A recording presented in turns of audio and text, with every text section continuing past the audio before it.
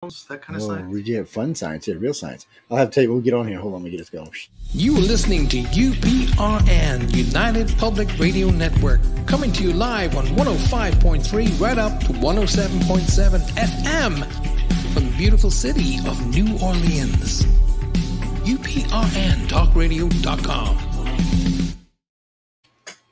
Oh, well, guess, huh? UPRN guys, y'all ready, UPRN guys?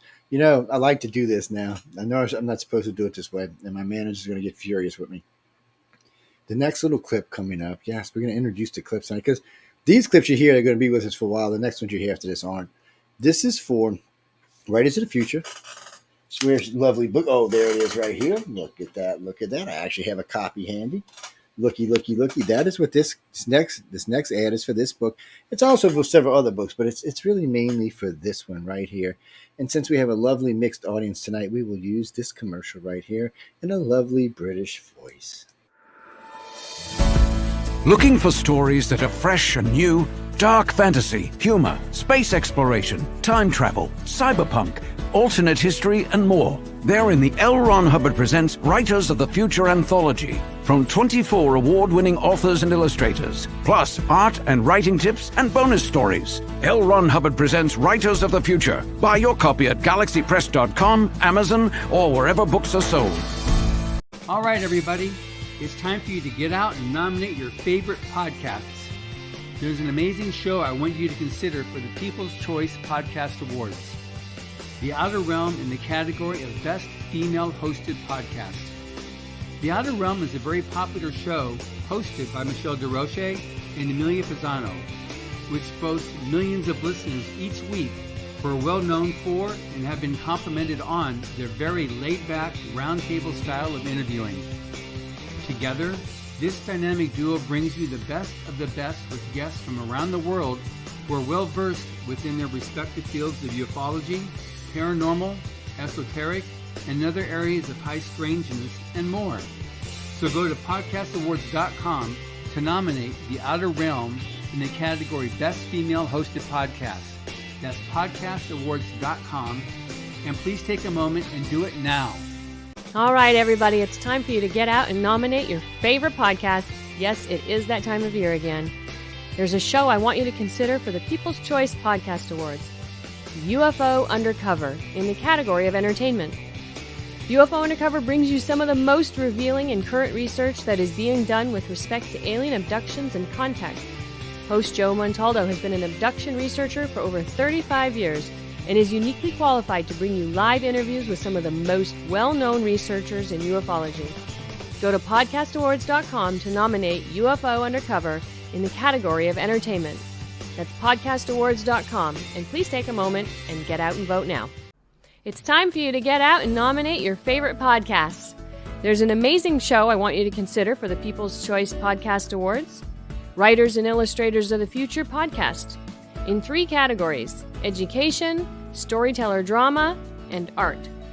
For 4 years, the Writers and Illustrators of the Future podcast has provided advice and tips from international best-selling authors, world-class artists, contest judges and winners, and industry professionals based on the world-famous Writers of the Future contest created in 1983 by L. Ron Hubbard to help the aspiring writer and artist no matter their age.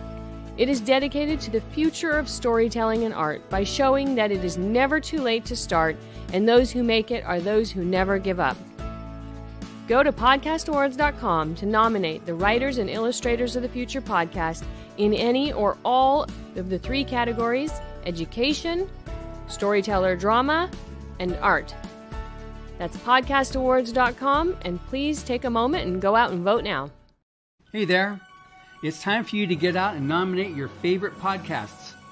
There's an amazing show I want you to consider for the People's Choice Podcast Awards. The News on the Flipside in the category of politics and news. News on the Flipside is a much different news and political program which is not deemed as opinion news. Listen as Joe Montaldo brings to you just the facts from trusted sources which will allow you, the people, to make up your own minds on the various stories being reported on. Go to podcastawards.com to nominate News on the Flipside in the category of politics and news. That's podcastawards.com, and please take a moment and do it now. Wow, that dude looks stoned, man. Jesus. Yeah, I don't know. Y'all should go vote for him anyway. He looks stoned in that picture. No, he doesn't do those kinds of things. He just looks stoned. That's all. I don't know. That could be after like a liquid lunch or a late night bar con or something like that. Yeah, it could have been. Well, there's a lot of suit wearing going on when I got there. So yes. Anyway, tonight's guest is Jeffrey Weiner. I met Jeffrey about 2 years ago down in Los Angeles. Jeff is actually great. He's a lot of fun to chat with. He's an interesting character. Was down there now, Jeffrey. Now, why were you down there, man? You was a book winner, right? Didn't you win one of the? Illustrator, yeah. Oh, that's right, Illustrator. It was Illustrator. Why was I thinking? Right, because I seen you writing something. That's why. Okay, never mind. It's I had it stuck in my head. So what was it first of what I know you know Todd, and we're gonna get to this, ladies and gentlemen. I'm kind of skipping around here real quick because Jeff's been on with us before. But real quick, so I know I've seen you do artwork, I've seen your stuff on your website, which I'll bring up in a little while. It's what was it that said, okay, man, look, you know what? I can do whatever the hell I want art wise. Now he's got competition in his own family. We'll talk about that later in the show. Yeah, so my story is real simple. Like, then COVID hit, and I had a bunch of business deals going on and different ventures and so on, and everything just fini kaput over, right? So sitting around staring at the ceiling, and my daughter comes in and says, why don't you just work on your art, Dad? You love your art, and there's not a whole lot going to happen in the next year or two. That's not going to happen. So yeah, so I just went out. I got in. Like it was, able to really focus on it and explore different ideas. And then Todd McCaffrey, Todd saw my stuff and he said, "Your stuff is great, man. You need to submit it." And I said, "There's no way I'm going to submit it. My stuff sucks." I know this feeling sometimes. I'm not laughing at I am kind of, but you know what I mean. I suck. There's no way I'm going to do that. He's like, "Your stuff is really good. You really need to submit it."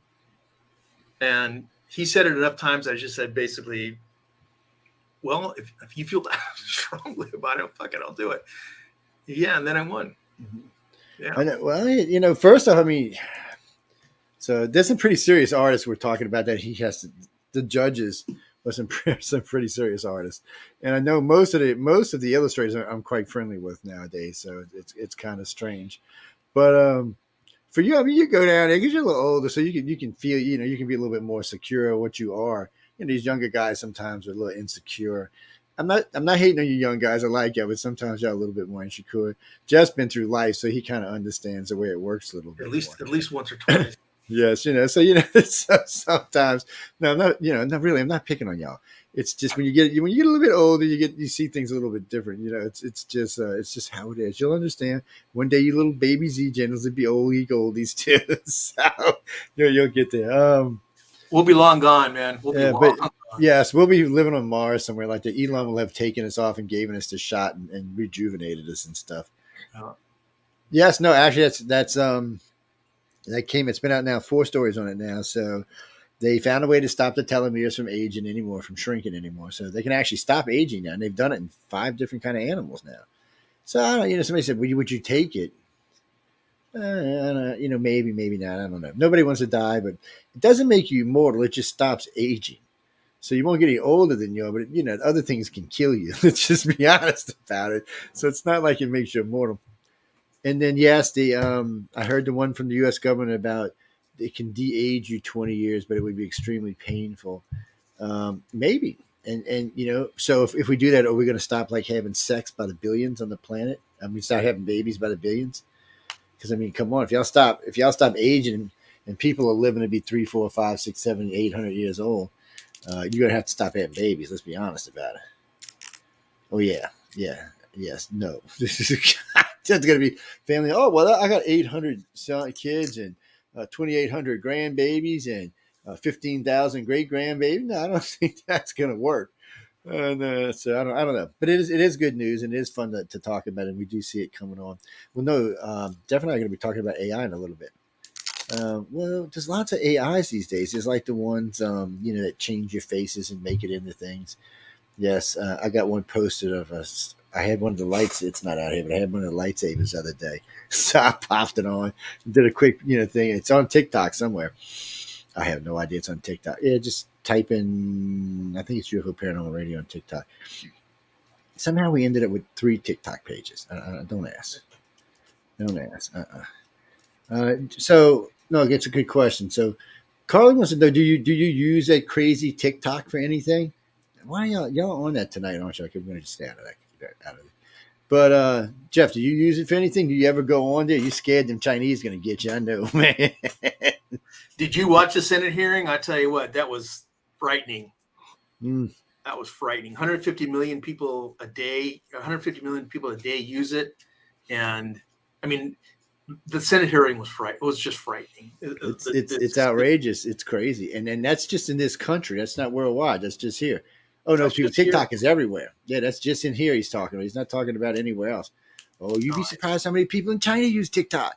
Yeah, but other Asian worlds censored. Theirs is a different system. There's a distant system. Yeah, big time censored, and in here there's no censorship. So the most extreme stuff is like the most entertaining. And then, so, that's kind of a vicious cycle, really. If you think about it, you get people that are doing crazy shit and or are way the hell out there, but they're very entertaining, and they get they get reach, they get exposure, and that's I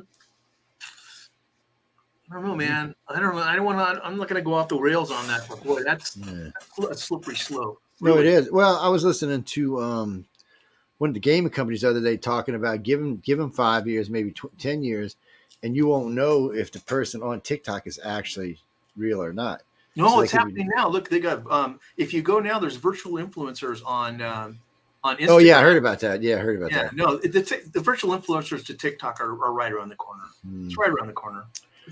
It's really really close. I'm pretty close to this stuff. It's really, really, really close. You're really seeing. If it does that, it's going to end up getting banned in the U.S. Oh, people, don't start. You don't want TikTok banned. Look, I do agree that TikTok should never be on any government thing anywhere, ever. Come on, people. It's from China. And all China's companies are basically subsidiaries of the Communist Party. So you might as well just know. You don't. Yeah, I mean, if you want to give me your credit card, that's no foul, no harm, because you do that on all kind of other web places. But every now Facebook wants an ID from me. So does Instagram. So does LinkedIn. I'm like, what? You can't even keep my email address confidential. You want me to give you a freaking ID? I'm like, come on. There's another issue which has to do with reach. So if you're in contact with 150 million people a day and they're on for 15 or 20 minutes, and you can determine what they see because you can determine what the reach is of what kind of content, then you have a massive influence. You can influence entire populations. Like if you think stealing credit cards is one thing, you're talking about being able to sway entire populations of different points of view and or hold things back. If you watch the Senate hearing on what the DOJ and the White House did with the Twitter files, I mean, this is not conspiracy shit. This is like the real deal. No, this is all this stuff is. It's just what are we going to do with it, and how are we going to direct this? The other day I heard. Let me see. It was Amazon. So it was Jeff Bezos and Amazon. It was Microsoft. It was Google, and somebody else said, "Oh no, we'll develop our own AI and we'll oversee it." No bullshit.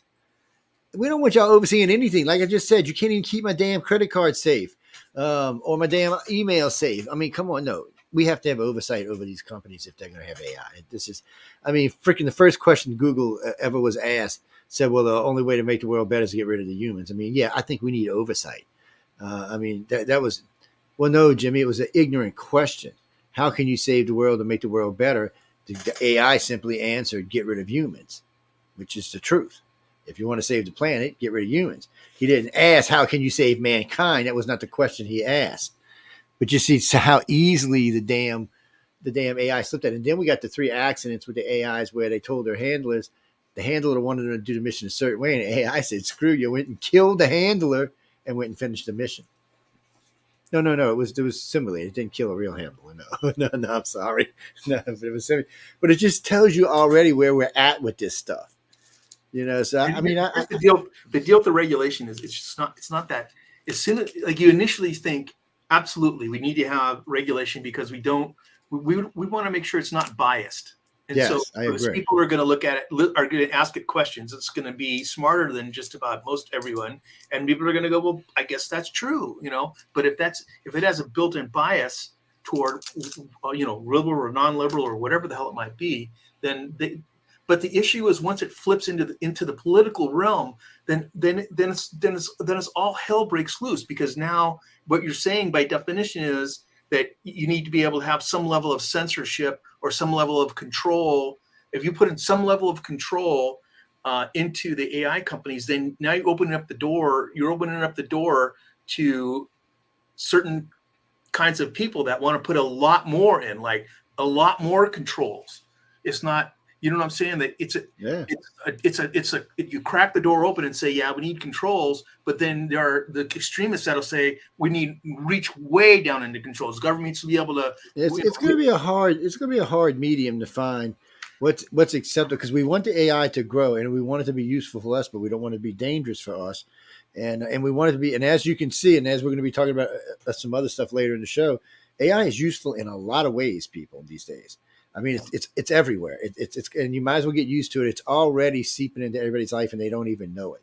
Yeah. So this is something you might as well get prepared for. It's something you're going to see a lot of times now when you make calls to places you're not getting real people, you're getting AI, and I always tell the AI, "Why don't you go f yourself?" I do. I said I want a real person, or I want an American, but go f. Oh no, they almost always give me somebody from America, or they hang up one or the other. It's just, you know what? You want to hear something that's funny? That they've outsourced and they've outsourced and dumbed down a lot of the tech support to the point where it's so frustrating. Like you get someone on the phone, you're like, you just know you're going to be totally frustrated that an AI actually can do a better job. Yeah, he's going to be doing a lot of better jobs and a lot of damn different things. It's just, will it become too egotistical? Will it grow beyond, it's going to grow no matter what. At this point, see, we've been teaching it. So, okay, ladies and gentlemen, I know y'all don't remember like the little ants that used to go box in Japan and stuff, but we started teaching it to teach itself. And there's lots of reasons why, especially when we start using these little robots to go inside of people's bodies to fix stuff. We're going to need this AI to be able to determine some things because it'll be fast and then, have to do it the old way. But it's all I can tell you is we're going to have to keep an eye on it and make it part of our life. I'm not so much worried about it. I only got like 50 years left on the planet. So the rest of you poor bastards, that's got a couple 100 years ahead of y'all.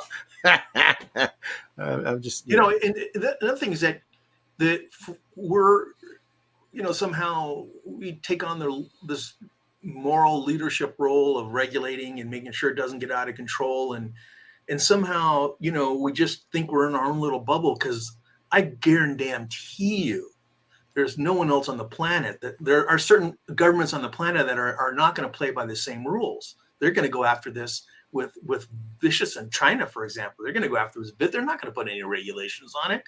So there's a good strong argument. Like, look, we're, we want to be the good guys here and kind of, put ourselves in handcuffs with regards to morality and influencing last masses of people. But you have other governments that just don't give a shit about that. And they're going to go at it full bore. And so there's another argument like, look, if we do that stuff, we're just putting ourselves behind the 8 ball because these guys are going to come up with stuff that's better. They're going to come up with an AI that's better, smarter, or somehow put us in a compromising position. Yeah, well, I remember when I can't remember his name right offhand, when the guy who first figured out how to put drones together and fly them in mass. And this is a while back. A lot of people think this only happened a few years ago. It's going back about almost 20 years. But he had started getting them where he could fly, 5 together, 10 together, 20 together, 30 together. One of the things he was saying, he said, wait till I have real AI that I can use to direct us. He said, wait till the things you can see that I can make. This guy's making dragons in the sky. He's making UFOs. He's making stuff, especially when they use that hologram up against it. It looks almost real. It's freaky, actually, kind of. And You're talking about those 1,500 drones that go up and move. Oh yeah, well they've got those, but they've got even more advanced ones now. But now they got a set they use. The first time I seen it, it was somewhere in Hong Kong. It's made from American company, so they'll put up like that Dragon, or they'll put up something. But now they can actually lay a hologram over the drones. Really? So the hologram will even give with the drones as the drones move. So even though the drones, so it makes it come alive like you would freaking believe. Yeah. Well, that's people all keep saying it's Project Bluebeam. Well, we'll find out, won't we, people, if it's true or not. So if little drones start shooting at me, I'm going to get the shotgun out or the rifle or one of the pistols and say, come here, drone. Give me a break. You heard of Boston Dynamics? Yeah. And they make the dog, or that, the yellow dog everybody uses. And they said, we're not going to let that get used for military purposes or policing purposes. So they won't sell it They won't sell it to anybody to put guns on it. So the Chinese made them. So now you can buy one from China at a lower cost, and you can put guns on it and can roll. But the problem is, if it's made in China, it's going to fall apart. It's China's got the worst luck. I don't know. It's a combination of things. One, China's still so corrupt that so much money gets taken away from projects, so stuff gets cut. And two, they seem to have some bad luck sometimes. They got 2 aircraft carriers. Neither one's is just a piece of junk. It's a big laughing thing in the U.S. Navy. They're like, what are you going to do with these things? They'd be sunk before they got out of ports. And it's just kind of funny. And one of them they built, guys and girls. One of them they bought from the Russians, which I know no idea why they bought something from the Russians. And the other one, they got a good deal. The Russians also sold. I think they sold a carrier to India as well. Well, the Russians needed the money there for a while. They would, and they had a big navy, so they were just selling stuff off. Yeah, they've got 1 carrier left, I think. Yes, and no, it doesn't have AI. Before you ask, but it has some serious weaponry on board. But it just never can stay. It's always broke down. What was it, Billy Ray? Well, yeah, AI is going to be gaming in the future. It's going to be a combination of full-blown AI with full-grain holography. And it's going to be a whole different experience. It's a whole different experience from when I started gaming playing Pong. You remember Pong?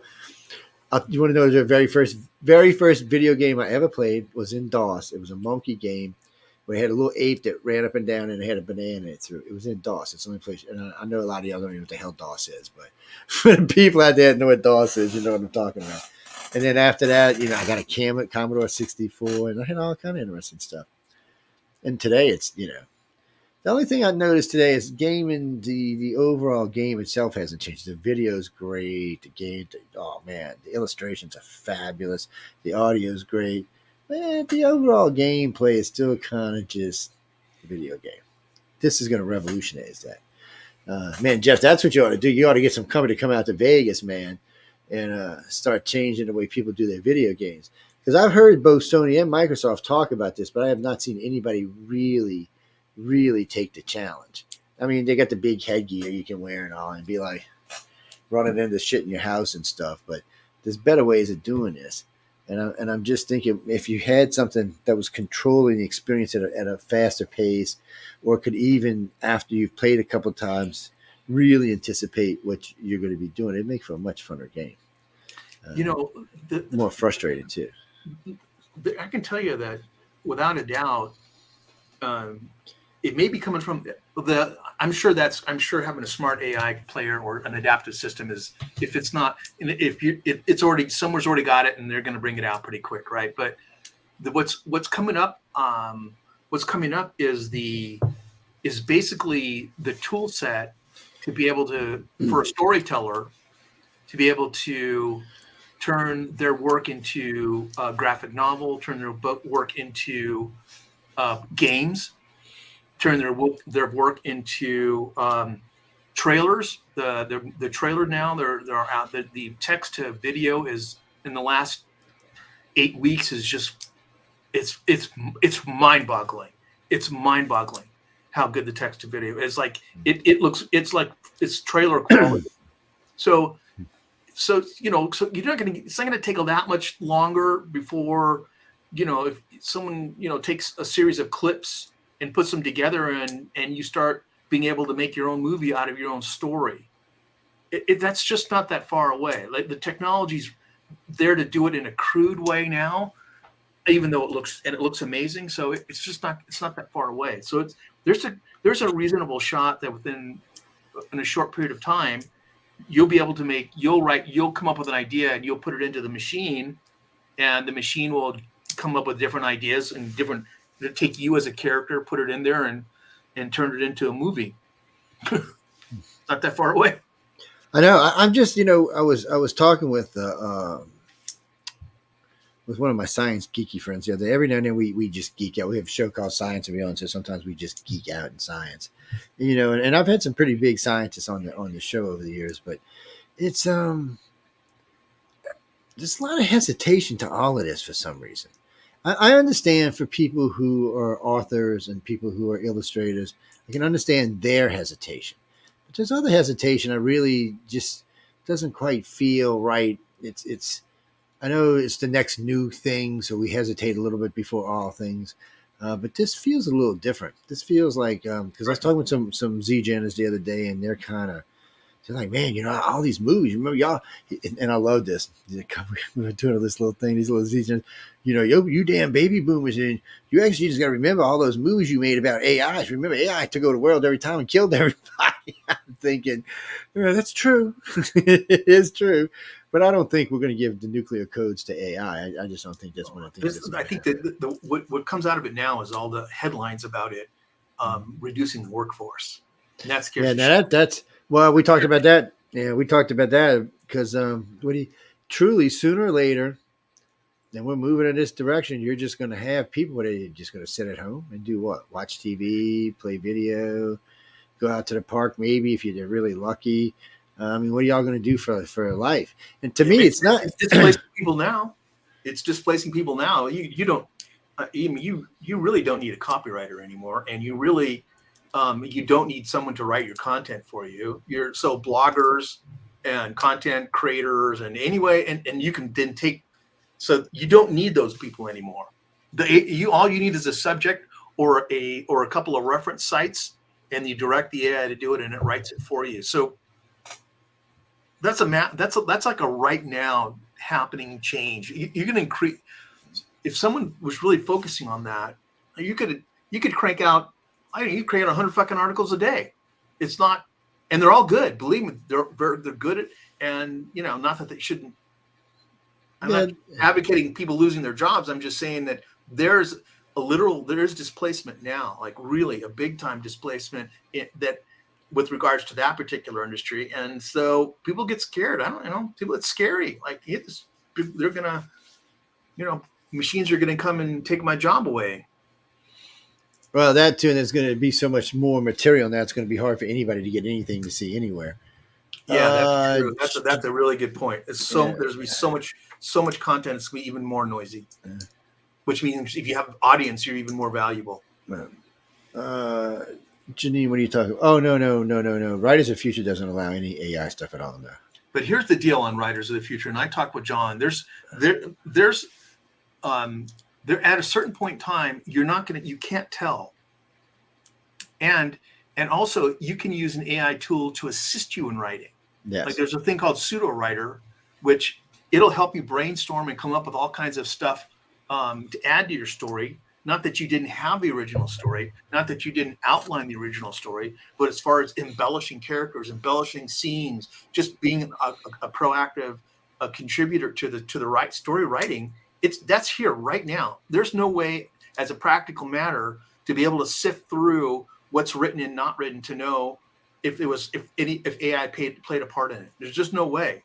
There's no way. There's no leftover. You're gonna have to have AI to find out if AI was in it. I'm serious. I can tell you a story about that, but go ahead.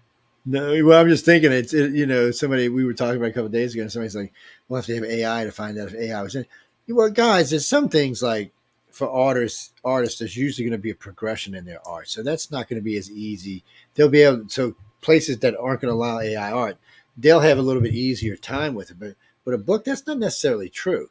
You might just write the book and then go back and edit it. But so that means any AI could write it. Nobody's going to ever know the difference. There's no real way to go in there and say this book was written by AI. AI does make mistakes.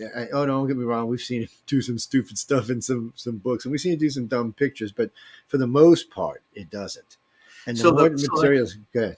Yeah, so like the writing process, the AI for writers now that want to put a lot of volume out, you use an AI. You take all of your writing that you've done, all your stories, and you train the AI on it.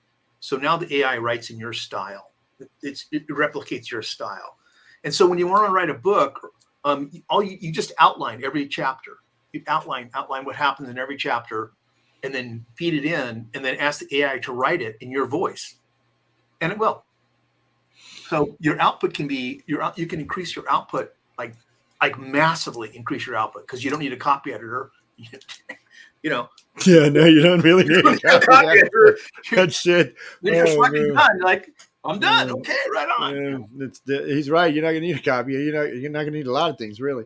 Well, because it's going to correct itself as it goes. It's and it's always good to overread anything, but it's grammar. Everything's going to be pretty much correct, so you're not going to have to worry about all of that. What is that? Where are you from? Garrison? Where are you from? Oh, Gettysburg. Yeah, I've been to Gettysburg. I know it's not Gettysburg. No, I've been there.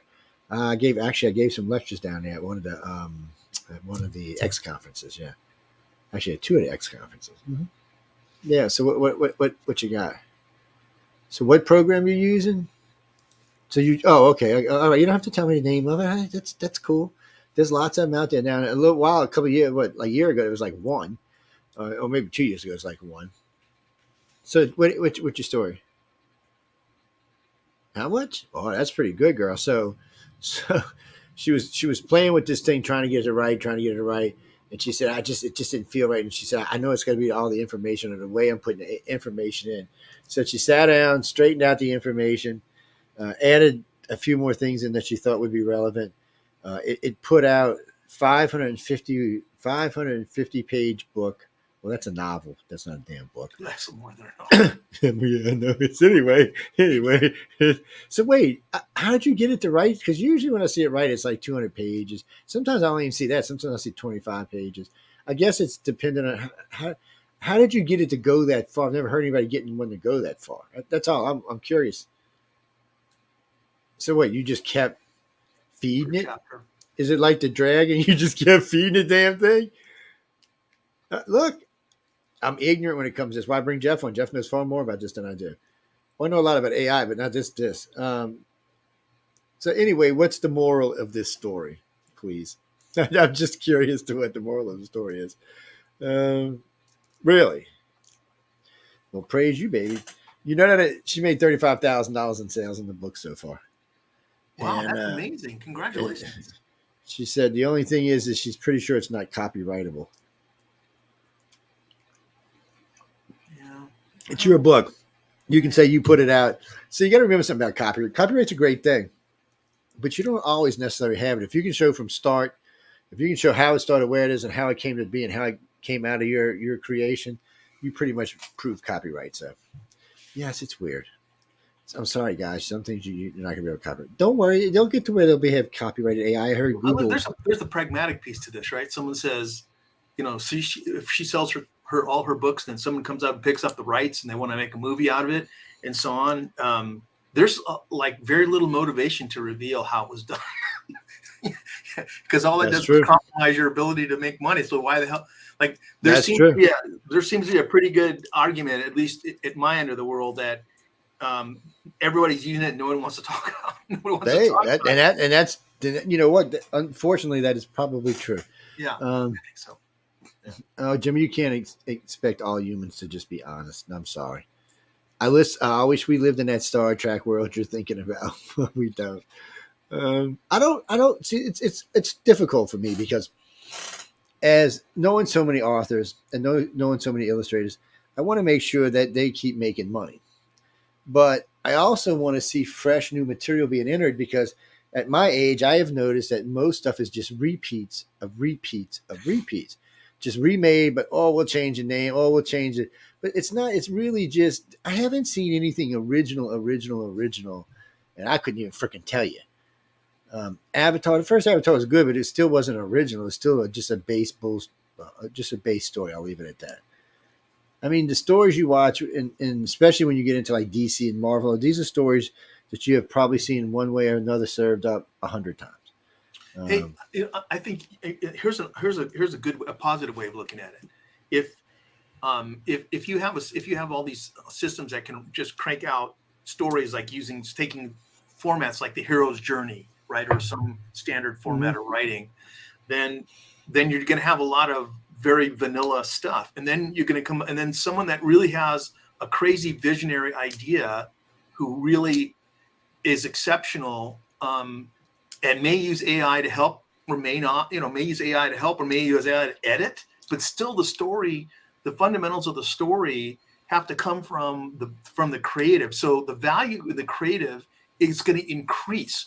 Like if you have something super creative, you'll be more valuable, because everybody's going to be able to put out crap. Just like when they graphic artists first came into being, right? There was graphic artists, and all of a sudden everybody was a graphic artist because you had Adobe Illustrated. And then once you started working with Adobe Illustrated, you realized, there's a lot of crap, and you have to try to sift out to find out what's really great. Yeah, so, there is too. A lot of garbage. Like you want to go on Fiverr, you can see people that arguably call themselves a graphic artist, and God bless them if they can make a sale. That's great. But there's a big difference. And I'm not being a dick. I'm just saying there's a big difference between cranking something out and someone who really has an inherent artistic ability that can produce something that's exceptional. And whereas the tool set is just a tool. It's a skill set. It's a AI. It's a fucking Adobe Illustrator. It's just a tool. Well, it is just, and actually we use Adobe for a couple of different things, for inverts and stuff like that. So when we get weird pictures that come in and things, it comes in handy for some stuff. But there's a couple of features in there. But there's a lot of garbage in it, and a lot of people. Everybody's different. I know. So we'll ask Jeff this right now. But when I'm talking to all these different illustrators, a lot of times I ask them, what's your favorite? Is Adobe your favorite? Do you like to still use paper? Do you like to draw on something else? What's your favorite? What is your favorite way to create? So now, is it going to be AI now, or is it going to be something? For me personally? Yeah, for you. We don't care about the rest of these people. We don't care about the rest of these people. I think that it's time. I think if you don't embrace everything that's coming as fast as it's coming, then you're kind of sticking your head in the sand. And I'm going to embrace everything as fast as I can, as fast as it comes out. It doesn't mean without fear. So if I want to approach an AI, let's say I did a book cover. I've like a ton of book covers and books and so on, right? And the last couple of covers, or on one particular series, I pulled a bunch of images out of Midjourney, which is just really nice. I've done like 25,000 images in Midjourney, which is an AI, which is text to image. Now the images don't come out the way I want, but the AI can get me about 70% of the assets I need, and then I just chop it up and put it all together. So for me, it's like having a massive reference library at hand that I can call up and say, I need a spaceship going through an asteroid field. I need a spaceship blowing up. I need miners on an ore planet that are doing mining stuff. And I can get a dozen images, and I can I can tear them apart and put them back together, add lighting, add other images, add CG, add things to it, but be able to create and output a phenomenal piece of output, just by utilizing it as a resource. And I think if you don't approach the stuff with an open mind and say it's just another tool in the toolkit, because ultimately people, the people that are buying the stuff, I don't really think give a shit. The people that care about how it's made are the people who feel threatened. The people that buy, if it's if it looks great, it looks great. Like, it doesn't really matter how it's made. I don't really know that people actually know how it's made. I don't think people really care. Well, all right, let me rephrase that before anybody writes in. So for the majority of people, I don't think they actually care. If it's beautiful and it's great and it didn't hurt anybody and kill any trees, I think you're good to go. I think people aren't going to care. Now, if you're some hotty-toddy rich person who's got a lot of money and just likes to criticize, or if you're someone overeducated, I'm sorry, I got a lot of friends out there with more degrees than you should ever have. They will probably want to be picky. But if it's absolutely gorgeous, even they might not want to. So ultimately, ultimately, the motivation is going to come from the buyers. If people put stuff out, like, you know, they're making manga. They're making manga with AI now, with AI generated images out of Japan. And at the initial thing, a couple like 6 months ago, was outrage. Like, oh my God, holy shit! You know, this is, you know, it's like, you know, it's the end of the world or whatever. And the company that's doing it is like saying basically, we can put one out a month instead of 1 hour every 6 months. Like, you know, there's no question as to whether they're going to do it. And they did it. And the stories are good and they're selling them. And then now it's like, who gives a shit? There's more content content. That's the thing. As long as the story's good or the art's good, I don't think there's going to be much of a problem. And Jackie, yes, I know you're an author, baby, and I'm not hating on you. And I'm not saying that you shouldn't be right. So the only differences, and Jeff and I talked about just a few minutes ago, the only real change for authors is going to be is the clutter trying to get your book into somewhere. If you're trying to get to a big seller, because even it's going to be the same thing for the AI art. I mean, for the AIs as well. They still got to get recognized somewhere to get picked up to be sold. The only difference is when you're doing AI, because you can just, you know, do text. No, you can just send it in a text. Yes, you know, like for your pad you don't have to have the physical book. And you can always do, what do you call it, Jeff? Publish on demand. You can always do publish on demand. So anyway, you're still going to be fighting. You're just going to be fighting more people. So you're going to have to do, all I can say is in this way, the authors that truly make it in the next decade will probably be writing stories that we're all like, really, because that's the only way they're going to make it. You know, we got a pretty good crew on this end from just authorship goes, and a pretty long history in it. And there's a really good argument for quantity. Like, you write a book, you write a story, you think it's great, and you put it out into the world, and the world doesn't really think it's that great. And if you write, like, this is just a statistical thing. You write one book and you put it out there, and there's always going to be a Christopher Paolini, right, who just like a fucking home run on Aragon and writes one book and he sells a gazillion of them, or something like that. And I'm not I know what you're. He's a great guy. I'm not being negative. I'm just saying, if you can put out 50 books, you know, then you increase the probability of one or two or three of them actually being able to generate revenue. So if you look at it from that point of view, it starts flipping. Like, you could actually make money doing it. So let's look at it like this. We both know someone who does this. And what's his name? Dean. Wesley Dean. Look, y'all, oh God, my brain just went. What is it? Was it Wesley Dean Anderson? No, what's his name? That's Kevin Anderson. I'm mixing two names to get together. Oh, what's his name? Dean. Oh, anyway, guys, this guy. He's written like 200 books. He's just yes. What he makes just point. I mean, he's his own publisher. He's his own everything, and he just pops out books.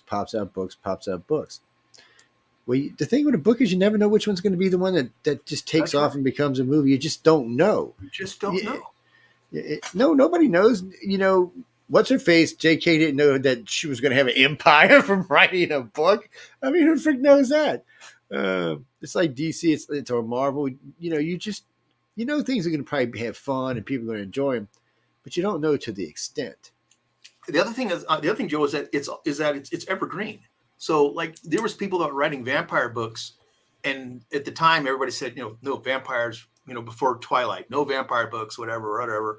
And then all of a sudden, vampires caught on, and everybody that had vampire books that were out there, like, they started selling a ton of them. So it's evergreen content. The stories and the creative don't get old, or shouldn't get old, unless you've written them in a manner that they're going to age out, like, you know, based on a current event or something. But so you don't know. It's like you're putting the lure in the water. You got, you know, and you see what would go. So there's just a good argument that if you have a lot more books out, a shit ton of them out, and you have a tool that allows you to express your creative through the design of characters, through the plots, through the nuances of what happens, and so on, and you don't necessarily, and you can then mechanically crank out the text in your voice without having to have a copy editor, and you can reduce the time to make a novel from, say, I know at our end we could probably do one. We can do one in about 3 months. I think with AI, under the scenario I just said, by outlining each chapter and putting your voice in and training it, I'm sure you could reduce that down to a month or less. Oh yeah, I think you could. I have. So if you could triple your output in a year, then you're putting out 12 books a year in 2 years. I mean, you know what I'm saying? Like the math starts being on your side from a probability point of view of what's gonna, that something's gonna sell, makes it money. Yes. Well, no, actually, Chris, it's Dean Leslie Smith, and then the other one that you were trying to figure out is actually now it's right out of my head. Nick Poke. That's who you're talking about. Nick is a 9-to-5 writer. I've never met a 9-to-5 writer before him. He gets up in the morning, goes in his place at 9, he writes to 5, and 5 days a week. I think he's got like 148 books or so. Look. Some are good, some are okay. But, this is something else. Remember, people heard me talking about this just the other day. Don't judge a book by its cover. And I said this because sometimes I'll see a cover on a book or on a tape or something. I'll go, man, I really want to see what that's in there. And stupid Joe should just flip it over and read, what it's about. But no, I'll get it because of the cover. And then sometimes I'm like, wow, this was really good. And sometimes I'm like, I wonder if they'll give me my money back. Or how can I get that last 3 hours of my life back? Well, that just tells you that the illustrator was fabulous. Because some people can really sell a book with a good cover. I bet you they can. But you see, Jeff can cheat because he has other people, how can I say this, gifted people around him. Yes. Well, his buddy's Todd McCaffrey. If you don't know who Todd is, look up Ann, and it's her son. So, and Todd does his right. Todd's one of the judges for Writers of the Future. Mm-hmm. I don't know. Todd's crazy. He's one of my favorite characters. I was talking about this as I'm gonna write a book about this thing that goes on for a week out there. The awards. It's a character thing. They make everybody in it a character. Oh yes, it ought to be fun as hell. Todd's in God mode. He's cranking out novels. He'll do 10,000 words a day.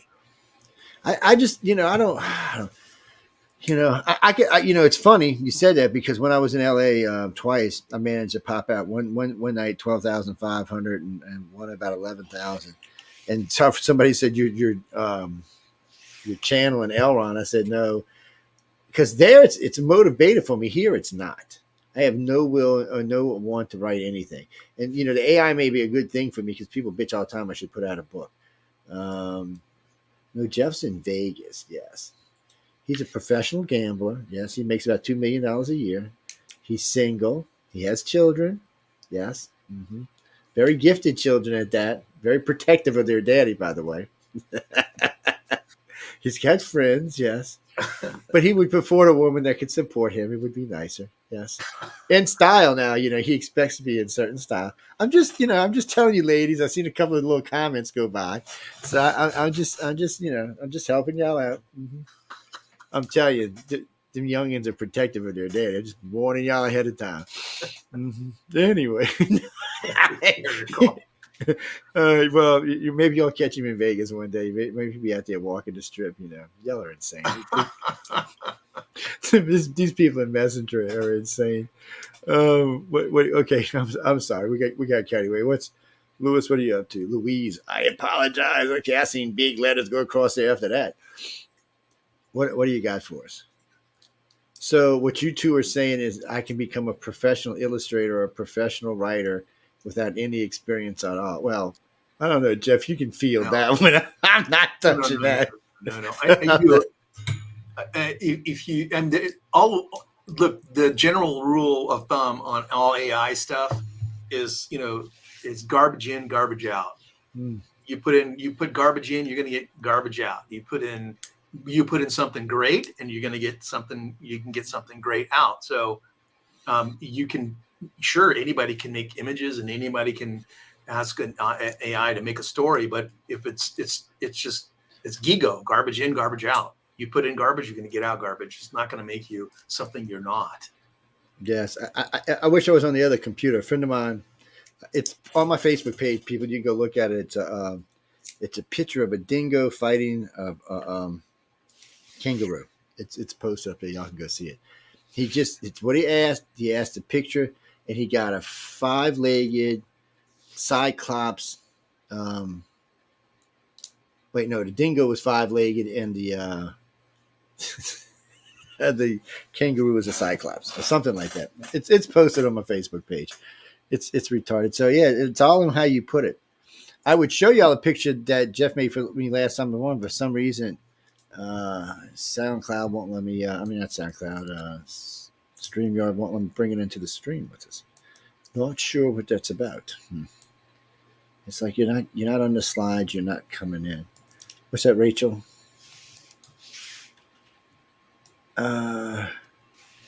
You mean his? You know what? I'll get him to post his website up in a minute. Why don't you post your website in the comments, and I'll put it on the strolling thing underneath us. Yeah, because you still got a website somewhere. I know I seen it the other day. Yeah, you mean for the art? Or yeah, for the art. Yeah. Well, for both of you want, because I'm gonna put it on the strolling on the scroll. I got a lot of plates swinging, brother. A lot. I know. So put that shit up there, man. You ain't here. You are working, man. Get that shit out there.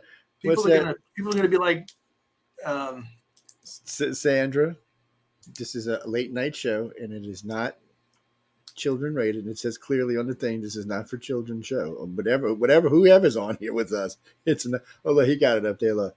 There you go. This is AI generated. He made this for me last time he was on. Took all of about 10 minutes, maybe. I don't even think it took that long. And, well, it's actually three. There's actually 3 or 4 images. Yeah, the spaceship is separate. The house was separate. The clouds are separate. The light beams coming down and the lighting was done. But as far as having the raw assets and just being able to have the raw assets and be able to then assemble it, it's a great picture. Yeah, it is. I mean, it's this looked like this. If anybody was putting this together, this would actually take some time to put together. There's lots of little detail in here. What's that, Marcus? Well, yeah, the ship could be bigger, but it doesn't really matter. That's what this picture's about.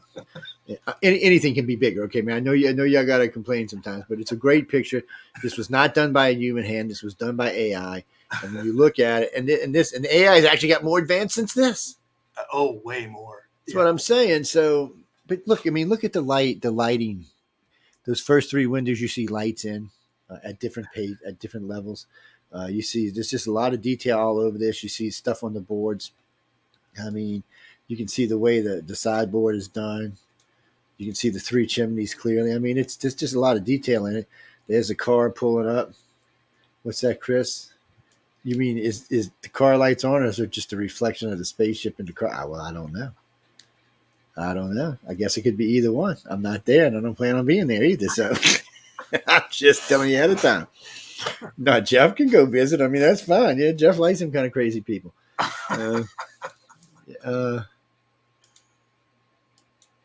What's that? Thelma. Is this like Thelma and Louise kind of thing? Is this what's going on in here tonight? I don't know. Yeah, when y'all get on the messengers, I don't know why y'all don't use the freaking YouTube page instead of Messenger. Y'all get on my Messenger and y'all just start typing, bejesus stuff. The thing just starts scrolling by like at light speed. It's what do you mean? I just said the man was he's looking for a sugar mama. A cute sugar mama. We don't know ugly sugar mamas. What the hell's with you people? Professional artists would be nice. Be some competition. I just put up an art page so you can see. Let's pop it up here. We can pop it up. There it goes here. And then you can pop up anyone after that. It's like, is this going to work? Yeah, like this is this part of this is AI. The ship itself is actually a CG ship. It's because a CG, CG is. I mean, it's a CG ship that I posed and then brought in and lit and then composited and then added the flames coming out the back and then lit up parts of the clouds and so on. So this was just taking like the most available assets and the most bleeding edge shit I could take to put together something that was crazy cool, and combining combining assets. Well, Denise, I would keep as much stock stuff on your computer as you can. Well, because the AI is going to be searching for your computer now. I forgot the one that says it searches all over the web. I don't know how that works. And when you start searching the web, there's no telling what it's going to come up with. Well, just keep a lot of stock. There's lots of there are millions and billions of free images all over the place. Just look around for them and upload them to your computer and keep them there. And some of these programs probably even come with some stock AI. I mean, stock images. I don't know. You'd have to have Jeff. You're going to take him to dinner in LA. Well, wait, wait a minute, man. I want to be taking to dinner. What am I, chopped liver here? We're not going there.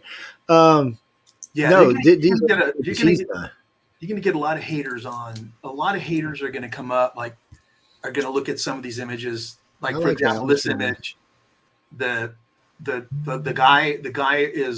guy's AI, the wings are clip art. The clouds are partially photographs, and then are photographs, and then replicated to his size, and then it's all lit. I lit the whole thing, but there are going to be people that are just going to be pissed. They're just going to be angry. Like, I don't want to. Well, let it be. You're doing something less than. You're diminishing artists' work. It's Jay. Like, Jay is not happy. Jay looks like he's about to smack somebody. Jay is not happy. Jay already put in the comments. I didn't know the images look pretty cool. So, to me, it's all this stuff is fascinating because you can just pop up and just see there. This looks like something. Let me explain this one. This was one of the images I was in. I had a gallery show, a couple gallery shows out here. The model we shot in the studio, and on a white, against a white drop and on a table. The actual skull itself is a skull from a picture. There's a stock image of a picture of a skulls that you can move in 3 dimensions and add. The background is not CG. The foreground is also like stock images. But then I painted all of her, and then I painted her on. I painted all of her clothing on and added her tail and all that stuff. Like, so it's, to me, like, if an AI can get me, can get me a great looking backdrop, can get me a great looking skull, can get me, good grass or a wonderful environment, then I'm gonna use it, and I'm gonna use it. And I know there's a lot of, like, well, yeah, you might as well use it. I mean, through the screen, but It's still in its infancy. And some of the images I've seen, I saw this one a week or so ago. It was a picture. I think it was a real picture of a woman's face, but the background was AI, and then there was an umbrella.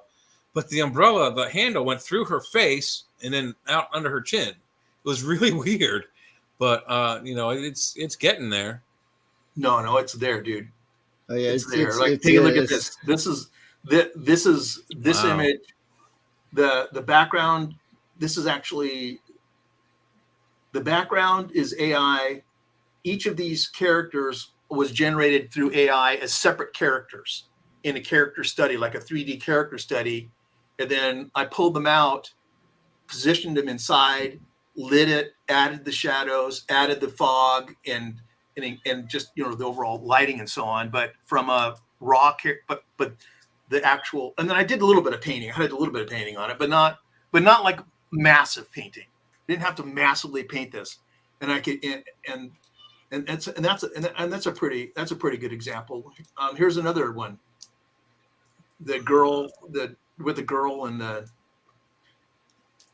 girl is not CG. The girl is like really is a little girl, but I wanted her looking at the skull, and then you had to put a rim light on it and all that.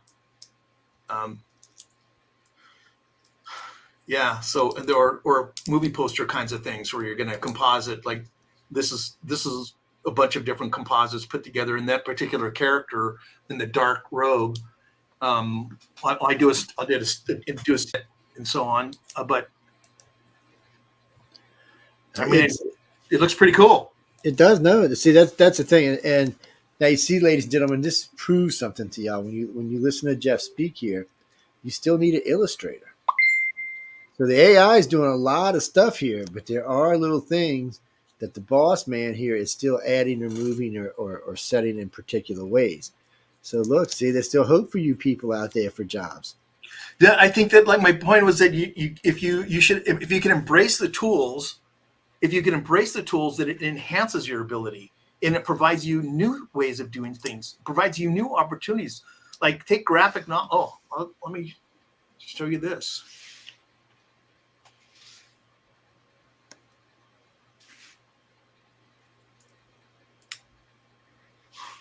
These are all comic books that are done with AI.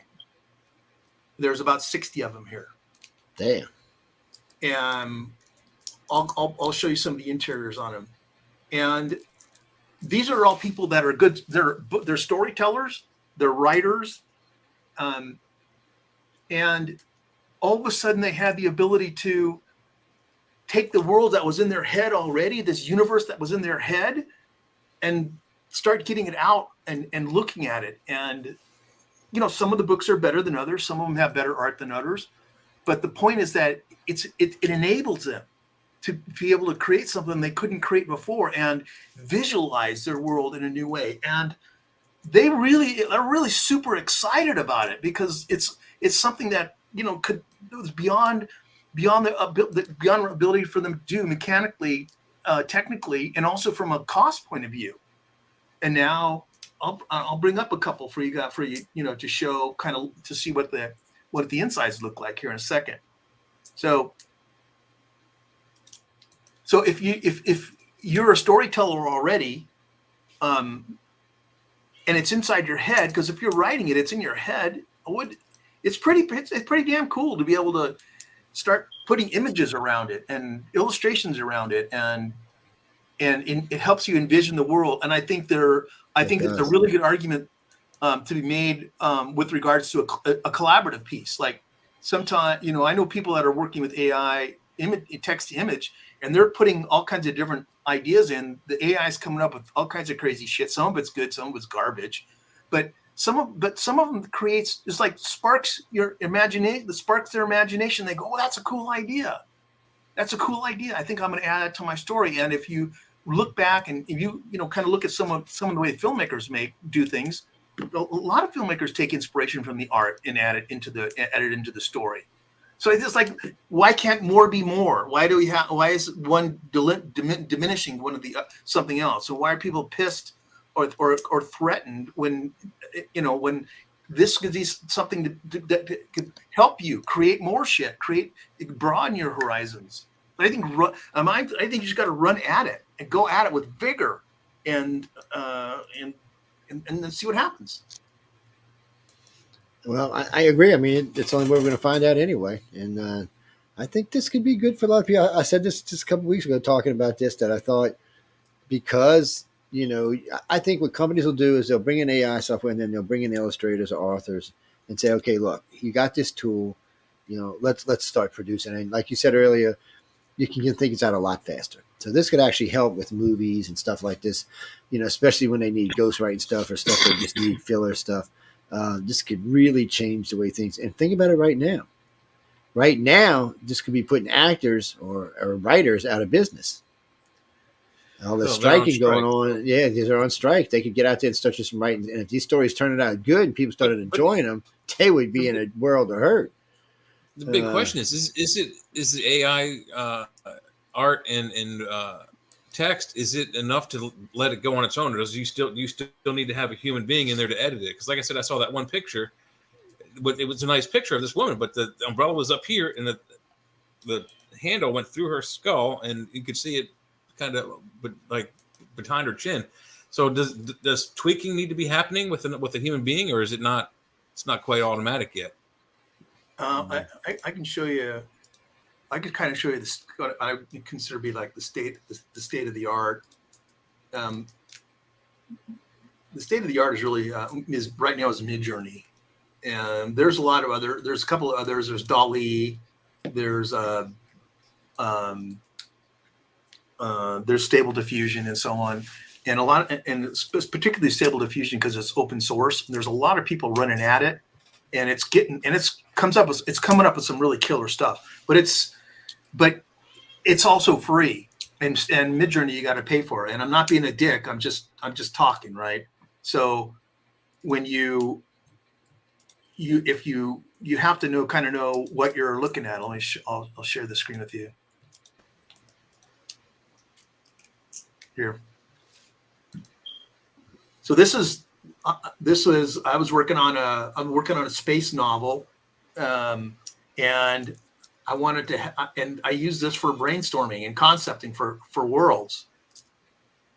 That's a good way of doing it. I recognize one of them there. And I wanted to create worlds. There was space interior ships I wanted to do, and so I went through and just created just a shit ton of pictures. Pardon my language. Just created a bunch of pictures, and you can see how it was. They were started visually building the universe, and this is phenomenal stuff. I mean, these look really great, right? They do. They look great. It's stuff you can use all over the place. Yeah, with ships and cyborgs and mining areas, and Gives you lots to choose from too. So I could, I crank it out. Oh, and then also, what are the characters like cyborgs? What are they post-human? Is it this kind of cyborg? Or is it more human looking? Or is it, or is it way the fuck out there and looks like that, right? But all this stuff it looks great. It's there.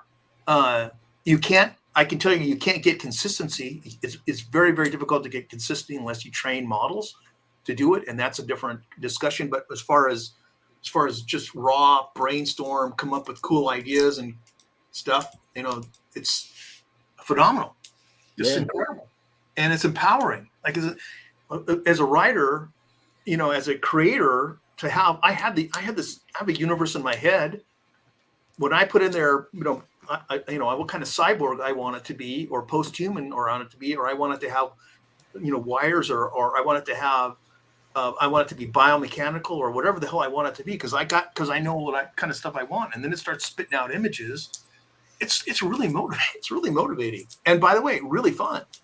Well, yeah, it looks like it's fun. And one of the things I like about this, if you have a little bit of creativity in your brain, especially with young kids, this is stuff that people can start at a very young age now, and start doing, and just. By the time they'd get to our age, their library would be so huge, it'd be ridiculous. They could just have literally millions of things to choose from. What's that, Denise? Well, no, he's creating these. He's generating these is what I should say. These are just, this is 100% Midjourney. These are not non-composited. The other stuff you saw was composited and lit and so on. This is just raw. This is right out of Midjourney. And I mean, I know how to, Jack, Midjourney is the AI. Yeah, no, that's the AI Midjourney. So you just tell it what you want, and it generates these images. Yeah. I want a picture of Jay riding a space cowgirl. Oh wait, I shouldn't have said that out loud. That might get us in trouble. These look pretty good, like almost anime. How do you animate? Is that even possible yet, or is it all going to be school? Yeah, I can show you an example of that. That could be the chick from Discovery, man. This was I was exploring the idea of having kids as cyborgs. Ultimately, I decided against it, but at the time I thought it could be cool, right? So little baby Borg, cyborg, baby cyborg. So I decided against it, but So this is I've got 25,000 of these. I've been doing Wow. a lot of. Yeah, well, the more you got to choose from, the better whatever you're using for is going to be. It just gives you a lot to choose from.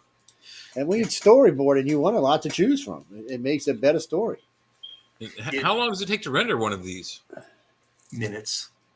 Really? Wow. Okay. So when I was in art school in the 90s, we were starting to get like some of the first really cool digital art programs, and some of the things, I mean, you had to build them with little polygons and squares and so on. And then, it took hours, days, and weeks to render, one image or several images to make a small video. Now, here's what's happening is the stuff that's called these are starting to get illustrated. I'll find the latest.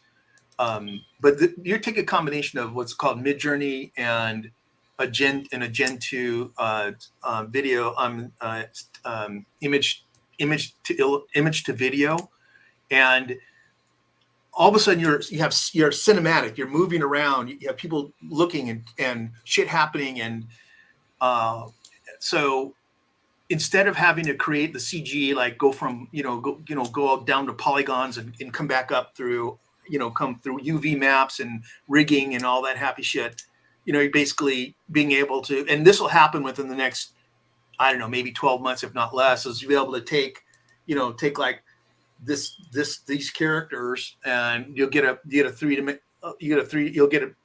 them from all angles.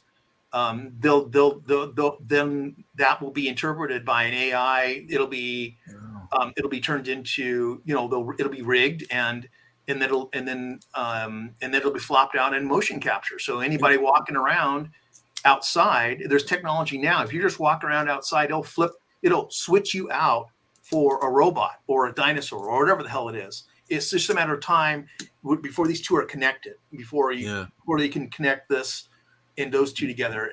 And so the CG, like the CG that can be accomplished now. Do you remember the movie District 9? Yes. Yeah. That was mind-boggling, right? That those creatures were just like unbelievable. Yeah. You can do that right now with just taking an iPhone video, you running around outside, you go into a program and flop it out. And I can set all that stuff to demo at some point in time in the future. I'm going to show you how to do it. And all of a sudden you're not in the photo anymore. It's a robot. Yeah. And it's got shadows, and it's got textures, and it is like, blended perfectly.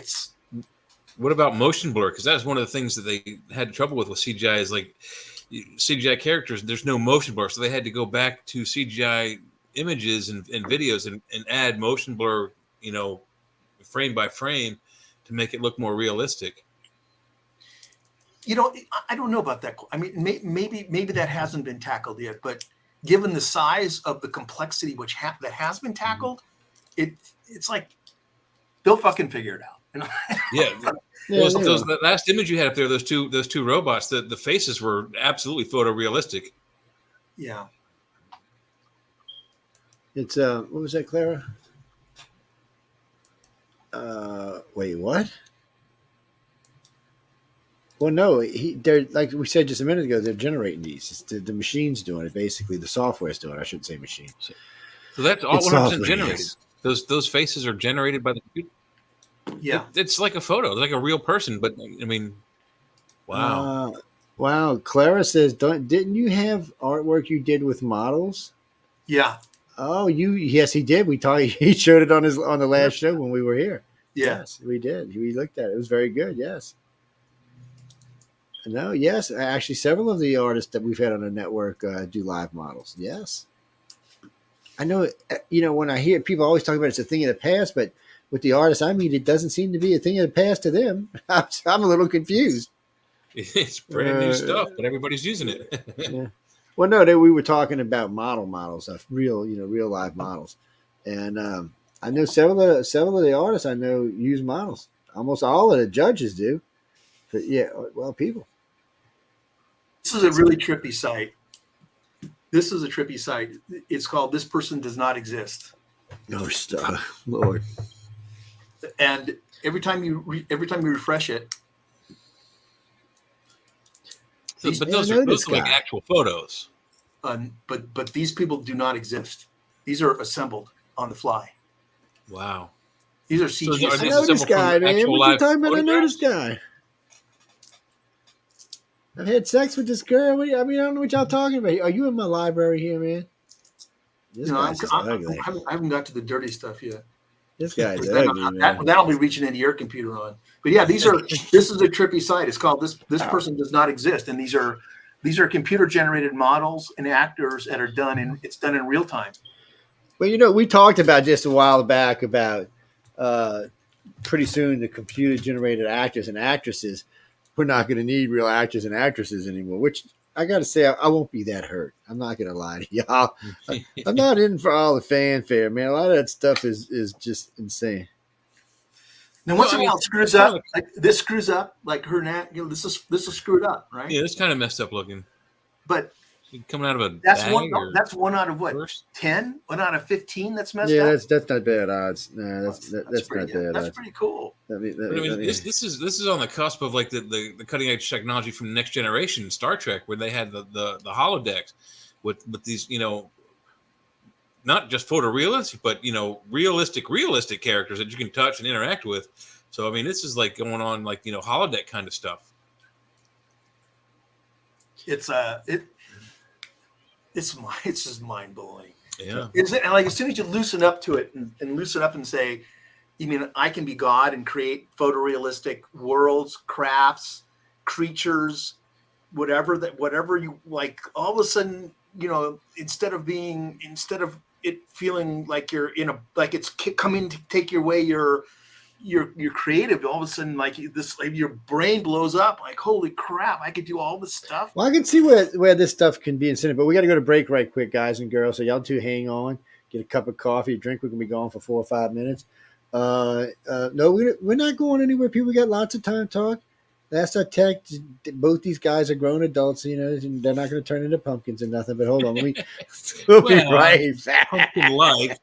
Pumpkin-like. You are listening to UPRN, United Public Radio Network, coming to you live on 105.3 right up to 107.7 FM from the beautiful city of New Orleans. UPRNTalkRadio.com. Looking for stories that are fresh and new? Dark fantasy, humor, space exploration, time travel, cyberpunk, alternate history, and more. They're in the L. Ron Hubbard Presents Writers of the Future anthology from 24 award-winning authors and illustrators, plus art and writing tips and bonus stories. L. Ron Hubbard Presents Writers of the Future. Buy your copy at galaxypress.com, Amazon, or wherever books are sold. All right, everybody. It's time for you to get out and nominate your favorite podcasts. There's an amazing show I want you to consider for the People's Choice Podcast Awards. The Outer Realm in the category of Best Female Hosted Podcast. The Outer Realm is a very popular show hosted by Michelle DeRoche and Amelia Pisano, which boasts millions of listeners each week who are well known for and have been complimented on their very laid-back, roundtable style of interviewing. Together, this dynamic duo brings you the best of the best with guests from around the world who are well-versed within their respective fields of ufology, paranormal, esoteric, and other areas of high strangeness, and more. So go to podcastawards.com to nominate The Outer Realm in the category Best Female Hosted Podcast. That's podcastawards.com. And please take a moment and do it now. All right, everybody, it's time for you to get out and nominate your favorite podcast. Yes, it is that time of year again. There's a show I want you to consider for the People's Choice Podcast Awards. UFO Undercover in the category of entertainment. UFO Undercover brings you some of the most revealing and current research that is being done with respect to alien abductions and contact. Host Joe Montaldo has been an abduction researcher for over 35 years and is uniquely qualified to bring you live interviews with some of the most well-known researchers in ufology. Go to podcastawards.com to nominate UFO Undercover in the category of entertainment.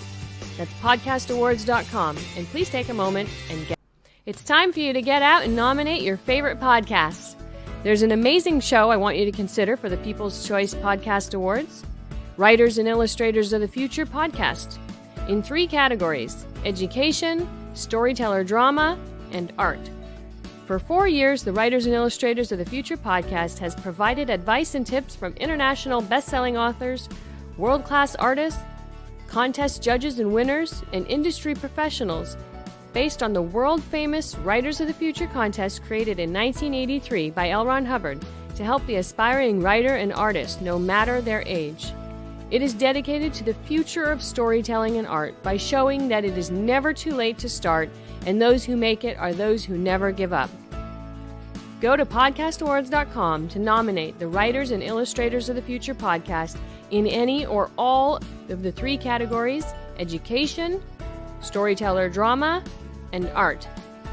That's podcastawards.com, and please take a moment and go out and vote now. Hey there. It's time for you to get out and nominate your favorite podcasts. There's an amazing show I want you to consider for the People's Choice Podcast Awards. The News on the Flipside, in the category of politics and news. News on the Flipside is a much different news and political program which is not deemed as opinion news. Listen as Joe Montaldo brings to you just the facts from trusted sources which will allow you, the people, to make up your own minds on the various stories being reported on. Go to podcastawards.com to nominate News on the Flipside in the category of politics and news. That's podcastawards.com, and please take a moment and do it now.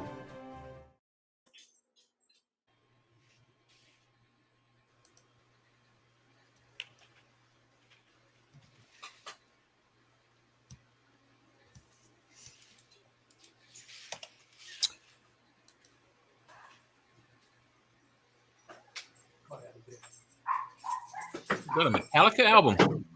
Yes, Enter Sandman.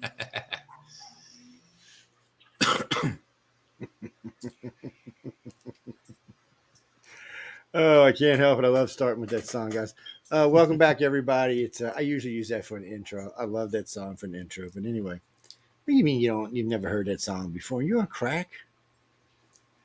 Where do you live? Like in the Ukraine or something?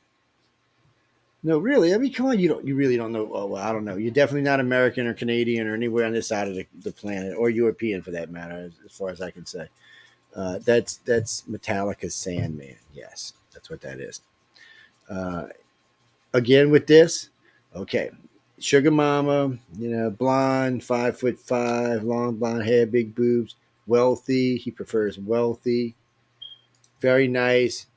Got 2 very nice daughters. Yes, very sweet young ladies. Very intelligent young ladies, by the way. Mm-hmm. So you can't be dumb, is what I'm saying. Because the girls would eat you alive. I'm just being honest with you. I'm just trying to help y'all out if you're going to go after them, man. So this is, how you say it? Lawanda? It's like Lawanda. Okay, Lalonda. Is that right, Lalonda? Lalonda lives in Las Vegas, and she said, "You're just handsome." Oh, me? Or JW? No, she's talking about JW. You don't live in Las Vegas. You live in Pennsylvania. Yeah. Thank you. So real quick, because we got to get back to serious stuff here in a minute. Real quick, what? No poor girls, rich girls. Let me explain something to y'all, okay? And I told this to my own daughters and my own sons.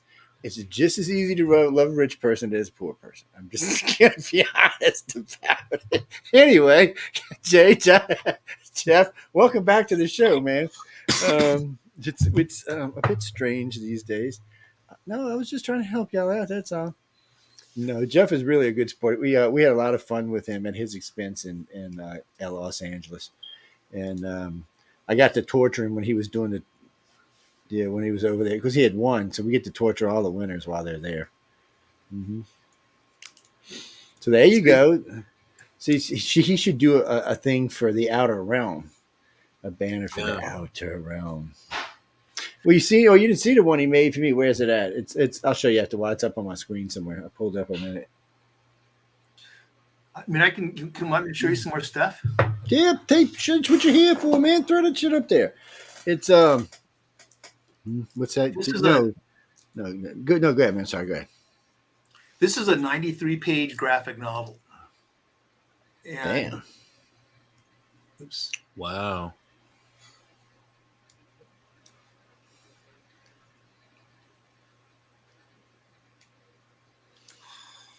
This is all of this stuff is composited and relit, but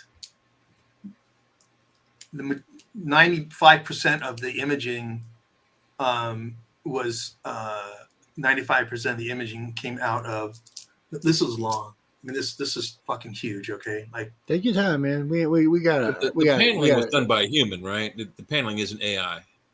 no, the paneling. Yeah, the paneling was done by. But actually, this is my book, so we'll put off the record. Okay, so yeah, so the paneling is done. The paneling is done, and of course all the lighting and the shadows, and there's all kinds of stuff that's done by hand, but it's from putting, like, getting the faces together, maybe perhaps adding teardrops, but the faces, the environments.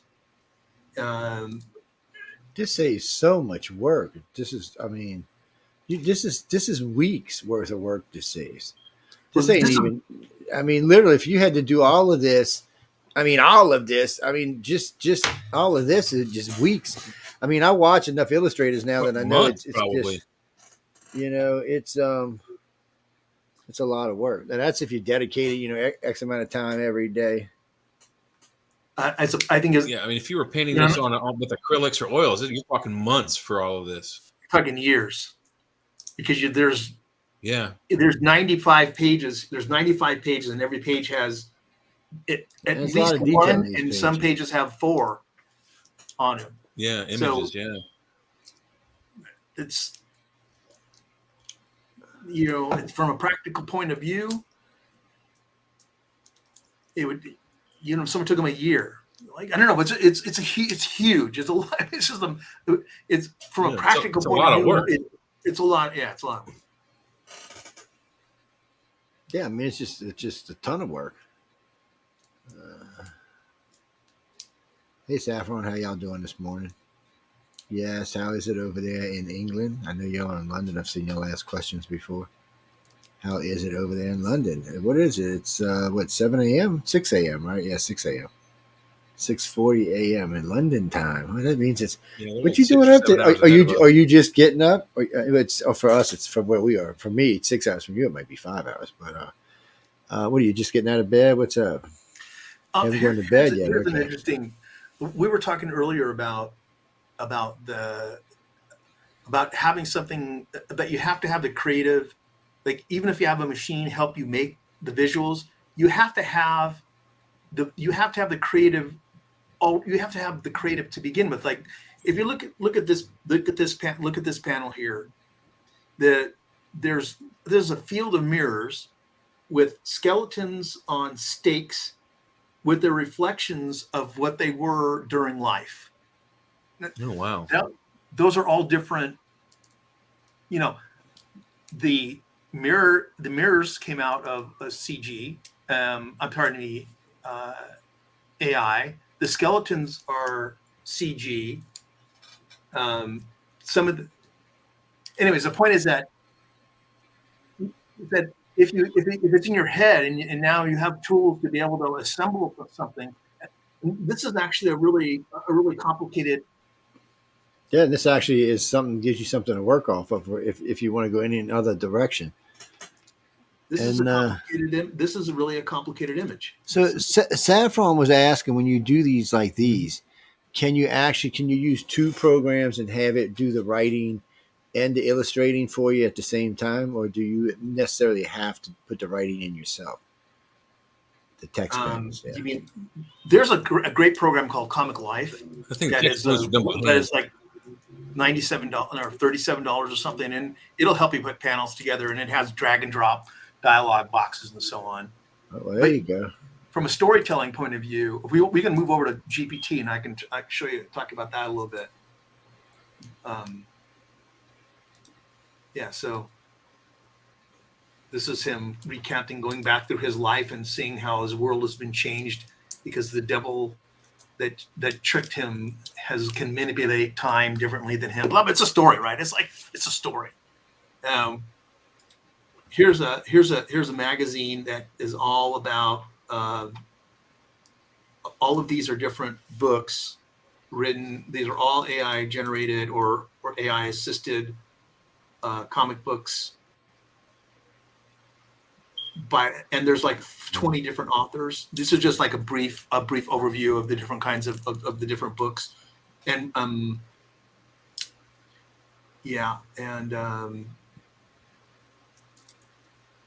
you can see there's different styles here. There's different, some of them manga, some of them are very arty. The storytelling piece, and here's another. This is interesting. I think is very interesting for writers, which I would argue is what I would call illustrated fiction. Anyways, there's just a ton of stuff here. I think that there's a good argument for writers. Writers have. See, here's the deal. You can't writers. It's very difficult to make money. And it's like there's like nowhere to sell short stories. Where do you sell a short story? Nobody. Now, if you could take a short story and you could turn it into a product, and that became basically a serialized graphic novel, so to speak, and you're selling by chapter, then it may look like something like this. And I think this is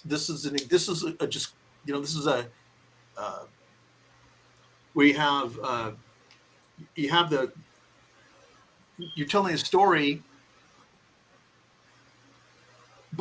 and the graphics and the illustrations are an integral part of the story, but it's not the same as a comic book, and it's not really, it's kind of a hybrid, right? But you can tell a pretty nice story in 22 pages, which is essentially the size of a comic. Yeah. And you can bring some pretty compelling art into it that helps tell the story. Yeah, and I guess you could slip some art in between, have one page with no text every so often, just to sell a scene or something. I don't even know if you'd have to, but it would probably look better. It's as it evolves, right? As it you do it, you can do whatever the hell you want, but this is a combination of being able to. I mean, look, if you could take a short story of 3,000 words, and let's say you had a long story. Let's say you had a novella of, let's say for the sake of discussion, it was 18,000 words. You could break that down into 3,000 words, just 6 3,000 word chunks that were, say, chapters, and each one of those chapters you turn into something like this, illustrated fiction. Then, and every one of those you sold as a download for a couple bucks. All of a sudden, you have a new way of selling short stories and a new way of selling novels, and it's compelling and it's interesting, and you just simply haven't been able to do it before ever, because you couldn't possibly be able to create this much art, and be able to. The dollars and cents just didn't work. So, from a storyteller point of view, if this provides a whole new way of telling a story, of getting your world out there, and then it's a game changer. And then and also it's because it's fairly easy to serialize. Like it's completely reasonable to put one of these a month out.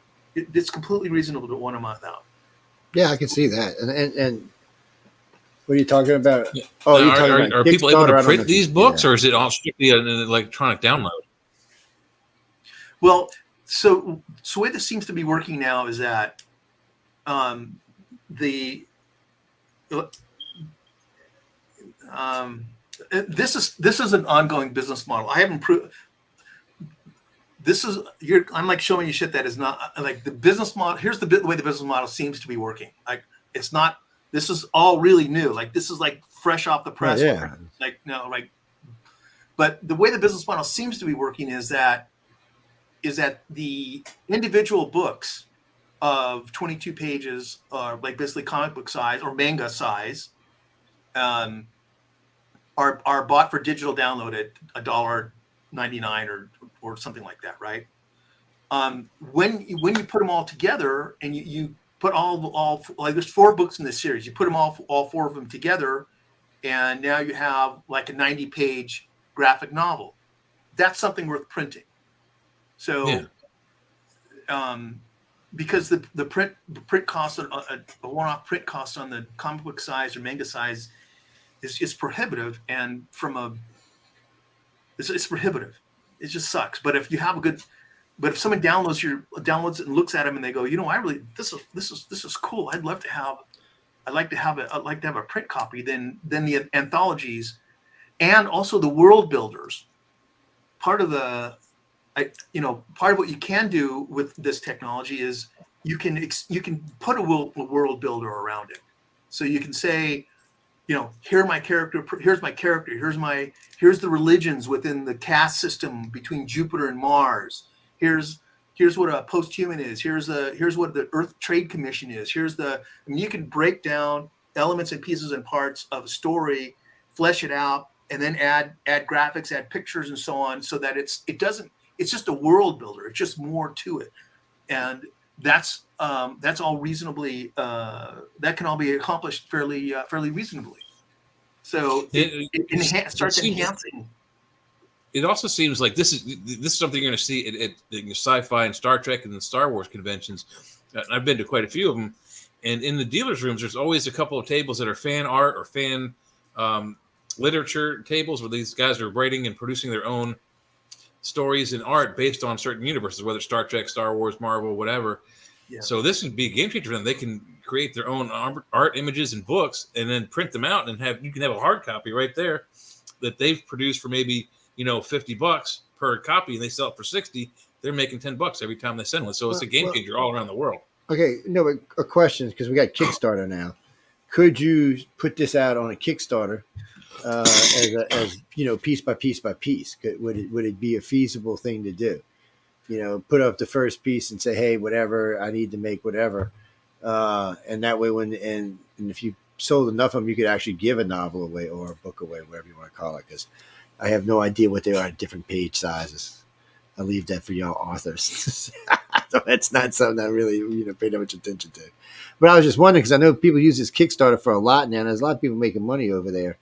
So I was just wondering, since you could do it as a panel, do one set, put it on Kickstarter and say, hey, this is the story, this is how you get it. And, say you have to get X amount, and then that would, kind of, how can I say this? Give you some more incentive to make the other one faster and more involved, and then do it with each one. And that way, when you have the book, you could promise you could do it as something like, let me do a 35 or 55,000, and when all of them are done, you get the book free at the end. If there's, I don't know. I'm just thinking. There's some really super pros on Kickstarter, and this is fertile ground for them, like to be able to. But you got to know what you're doing. You got to know the donation levels, and you got to be able to put out the initial what you can say and what you can't say, what your demos look like. I mean, there's a lot of. I've done one, and it was a trip. I mean, it was not a slam dunk. It was you got, and I think the more you know what you're doing, the better you are at it. And also, if you have an audience, that helps a lot. Like if you don't have an audience, it makes it harder because you got to go out and build an audience. Well, here's a good idea for you also, because what you can do with these, like you had those photos of the robots and the artificial people. How hard would it be to import that image to a 3D printer and print out a figurine or a prop or a laser gun? Right. It just starts, bam, all of a sudden you're making props, right? Right. I was just getting ready to say that. So Japan, not China, a couple of friends of mine over there. So they can take this AI now and hook it up to their printers. And I think he said they can print, I forgot what, some ungodly amount of books, not books, but like comics and stuff like that, paperbacks and stuff. He said they can print several thousand an hour now for next to nothing. Wow. So I don't know now how, is Americans welcome to it? I don't know. I'll ask next time I talk to them. But I noticed China's been changing some stuff around that may actually help with this, because China's got 1.5 billion people. And if all this AI stuff takes off, even they're going to start using it, and all the rest of the freaking world's going to start using it. And we're going to just have a creativity. I'm hoping, how can I say this politely? I'm hoping we have an ungodly creativity boom. Because really, I'm going back to what I said earlier. I just feel like we've been stagnant since like 1950. Yeah, get mad at me, people. If y'all ever seen the Forbidden Planet and you've watched sci-fi since, yeah, it's pretty much same stories. I'm just trying to help y'all out. Can you? What do you mean? Can you do Flash? You mean Flash Gordon? Well, no. You I guess you could ask the AI to do Flash Gordon, but you'd still be in copyright, Luke. Yeah, it's Flash Gordon. I think the copyright's still active on that. Yeah. I don't think because the AI made it's going to make it any different. I don't know. I don't think that's going to work. If you purchase the copyrights, then yeah, you can take any entity that you purchase copyrights to and do AI with it. Well, if you've got laser printers now, because a lot of people are using laser printers at home because they're printing products that they're selling, like on TikTok and places like that, cups and bottles. They can print quite a lot of stuff, but you can actually get decent sized paper printers at home now. We just got one for our office. I think it was about 4 Gs, but it can do some serious printing, and so it's there's ways to cut costs, but the initial upfront cost on your very first one is going to be the one that hurts you. After that, you'll probably be able to. What do you mean? Let's ask Jeff. Jeff, I know Jeff. He lives in Vegas, so.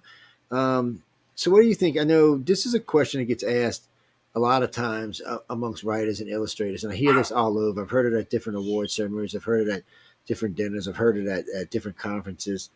What's conference versus non-conference? What's the best way to go? Should you spend the money to get a table at a conference?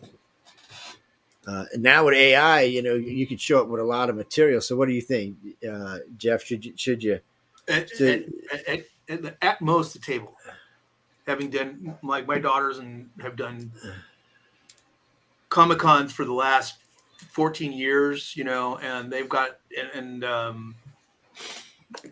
anyways, unless you have, the cons are a business in and of itself, and it's not. They are. It's really easy to go out and just blow a whole lot of money. It's like, yes, it is. It's not really hard to lose your wallet. You can really, yeah. So, but for you, I mean, for any writer or illustrator, is there profit to be made there for them? I mean, you got to haul books around. You got to bring. Well, it depends on how many. If you go to a Comic-Con and you have one book, yeah, the probability is low that you're even going to break even.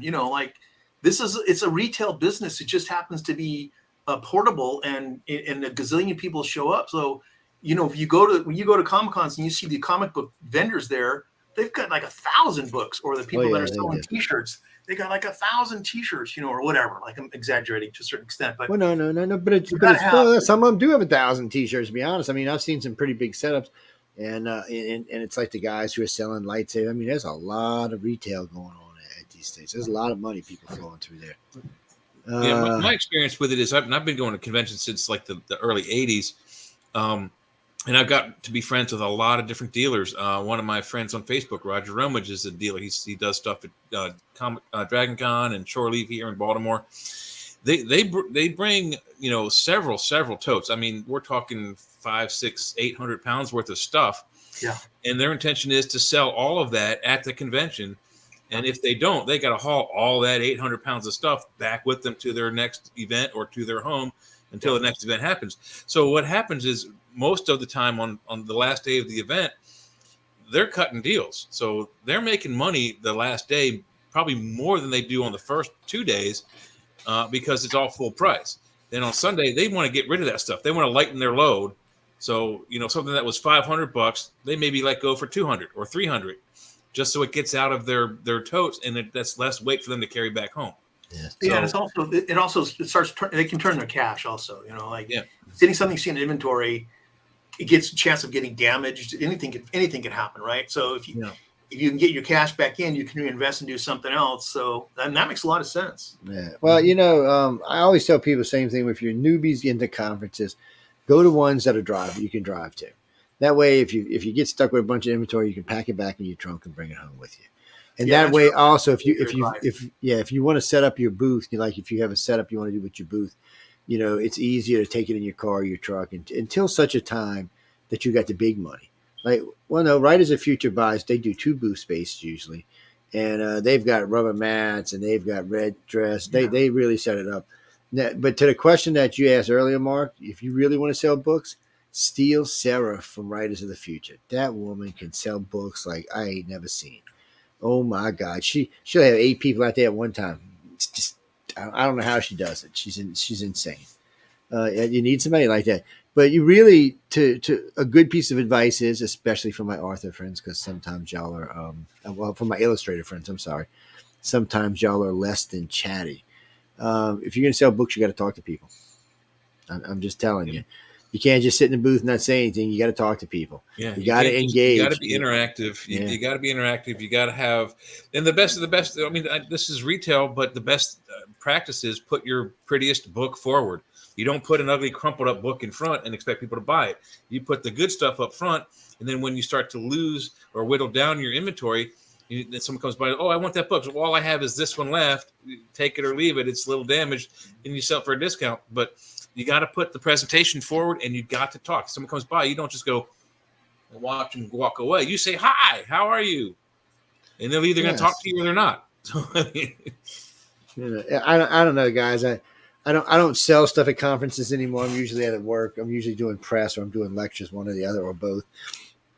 So I'm not really selling anything. If you can get a table, if you can get a table for $50 or $75 or something like that, and go out there and learn, and you get beat up, and you like don't break even, it's not the end of the world. If you go spend $3,000 for a booth, and then you got to move in all that stuff through the union guys and the pallets and the next thing you know, you're up to $7,000 or $8,000 for a booth. That's a very painful experience. But if you can start off like you were saying, go somewhere local, just get a table, bring your stuff, and see what happens. See how get an idea how this all works. I'll tell you what, you'll be much better off for it. What do you mean? I get what they call tables, because I'm going to be talking with people. Yes. So this is what pisses off some of the vendors around me. So I'll be sitting there, nothing for sale. I'm not even giving away something most of the time. I'm just sitting there, just talking. There'll be 30, 40, 50 people around my table while these other guys, and it's mainly because they just won't get up and talk to people. Well, I'm very engaging. Jeff will tell you that. I don't talk with anybody. Jesus. But you have to. I'm just telling you, you want to sell books, you want to sell art, it doesn't matter what you're trying to sell. And you know what? I'll tell you another little secret. If you're one of those kind of people who's very shy and just can't do it, bring a friend with you that can. Yeah. Bring an outgoing friend. That's really good advice. Yeah. Yeah, it's really good advice. A couple of belts of liquor would help too. I mean, I hate to say that, but if you're shy and introverted, take a couple of belts of liquor. It'll open you up and take your aversions away, and you'll be able to talk to people easier. You'd be tanked and having a good time, and maybe you sell something. At least you're having a good time. I'm just telling people, just make you relax yourselves, and it is, really, it is partly when I do these, I have fun. I mean, it's always weird though. Yeah, my wife cracks me up with this stuff, but it's always weird. She goes, they want to talk to you. I'm like, what do you mean they want to talk to me? She's like, didn't 2 people want to talk to you? I'm like, well, so? And so she'll be telling them stuff like, well, you can talk to them, just go say hi. And I'm like, what do you mean just go say hi? You'll know when people want to talk to you. If they're shy too, they'll stand and kind of wave in the background and just wait till you're available. Or you reach out and say, hi, how are you doing? Yeah, how you doing? Be interactive. A quick story I can tell you from Dragon Con years and years ago. I went there specifically. I went there to go to see the Battlestar Galactica cast. Richard Hatch, Herbert Jefferson Jr., Jack Stauffer, and Dirk Benedict were there. So I actually got to escort Richard Hatch to his lecture in my uniform of Battlestar Galactica. But the story goes, when I went into the dealer's room, which is huge at Dragon Con, it's enormous. I mean, it's 2 levels. There's people everywhere. I went straight to Richard Hatch's booth. I spoke to him for about a half an hour. I bought his 4 comic books. He signed all 4 of them for me. I still have them. They're upstairs somewhere. And then I walked around the corner and I see Don Schmidt, a UFO researcher. He's by himself in some little tucked away corner. So he got a pretty bad booth and he was in a bad mood. But I wanted to talk to him. And I was eager and because Roswell is one of my favorite incidents. I wanted to talk to him about it, but he wasn't into it. but I bought his book and he signed it for me. But he had the one book and just the one book, and he had a bad space and he was in a bad mood. And I guarantee you he didn't make his money at that convention because I don't think he's been there ever since. So you can't be like that. You got to try to get in early. If there's a convention near you, get your booth early. You get a better position in the booth than you do if you buy last. If you buy the last booth available, you're going to be stuck in some dark corner, no power. You're not going to get any sales. So another thing you can do is do like I do. I don't sell things. I don't have a booth at conventions. I talk to the dealers that have things that I enjoy, Star Trek, Star Wars, anime and whatnot, and ask them, how does this work for you? How much do you bring with you to sell? How much do you bring with you when you go back? Do you sell out?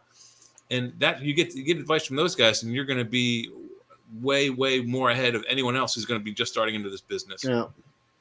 All I can tell you is get out there and make friends, people. Make connections too. When you're that's the only way.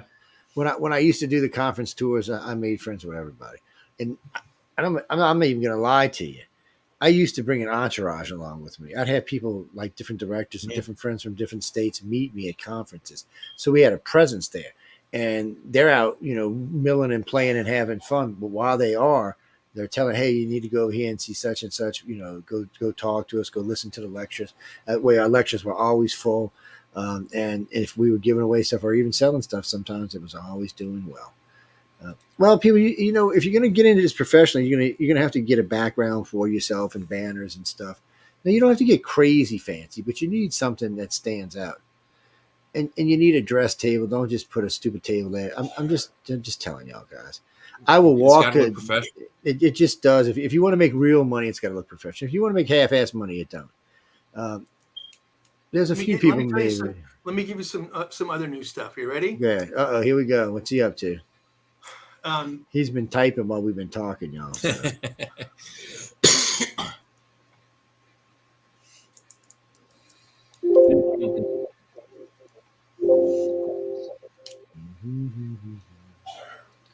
Yes, Denise, 150 days till Christmas. Oh, wow. Ooh. Y'all better buy me some Christmas presents this year. I'm feeling unloved. Every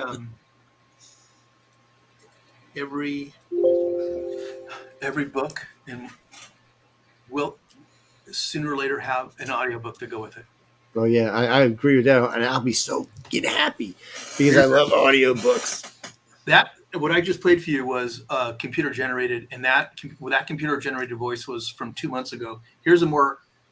I cut and pasted this. This says over here, this part here. I cut and pasted it into here, and I'll generate it now with this particular voice.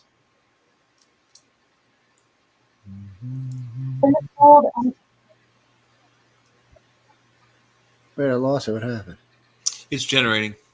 Oh. See the progress bar at the bottom? Oh, yeah, there it is. I didn't notice it. What's that? So, I don't know when we're done with this, I'll ask. Okay. So in this case, in here I've used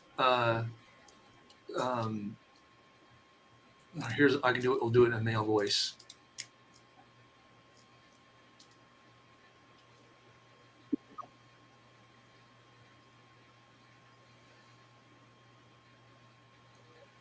So if you have there is, in my humble opinion, there's no reason if you've written a book, you shouldn't have an audiobook, because the quality of the voices now is so good, and they are emoting a lot. In the last 2 months, they're emoting way better than anything in the past.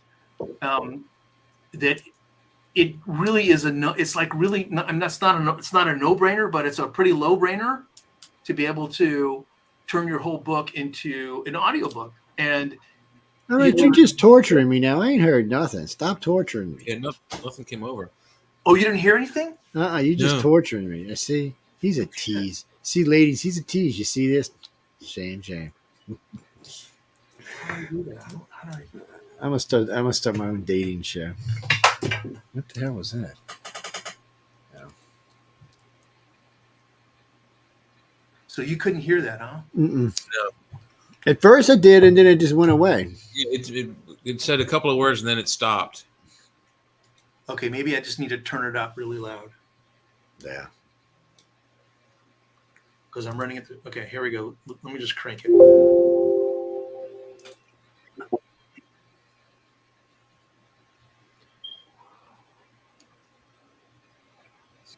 Nothing. Nothing. Not getting anything. Let me try to reset this audio in the. What do you mean? Oh, well, I'll ask him in a second. Oh my gosh, I can't believe you guys can't hear this. This is really Well, work on it. What do you mean? Recommend you to an illustrator school? You mean like a real school, or to someone from like one of the artists that has one? I'm not sure what you're talking about. Well, if they're interested in art schools, there's quite a few. I went to Savannah College of Art and Design. They have some really excellent illustration programs, including what they call sequential art, which is comic books. Oh, you went to college for it. Okay, well, so what are you asking? What do you mean you heard somebody on here that offers classes? Oh, you're probably talking about the Writers of the Future and the Illustrators of the Future. They have the classes and the extra help for the winners. So yeah, it could be. You could also go. Oh, but no, I think I remember what you're talking about. I can't. It wasn't Tom Wood. I think it was Echo Chernick. They offer a course you can take to learn how to. Well, they're professional illustrators. That's what they do for a living. Well, I mean, Tom Wood does too, doesn't he? He does some. Yeah, that's what Tom. That's all they do for a living. Oh wait, I hear it now. Here we go. The darkness of space stretching out before him. He had spent countless hours staring into the void, contemplating the injustices that had landed him in this forsaken place.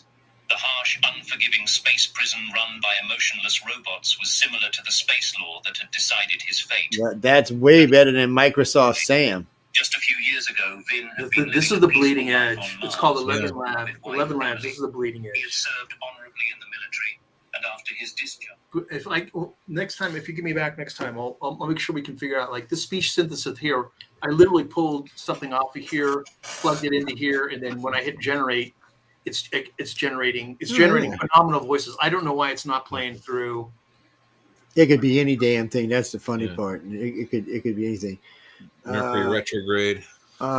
Carolyn.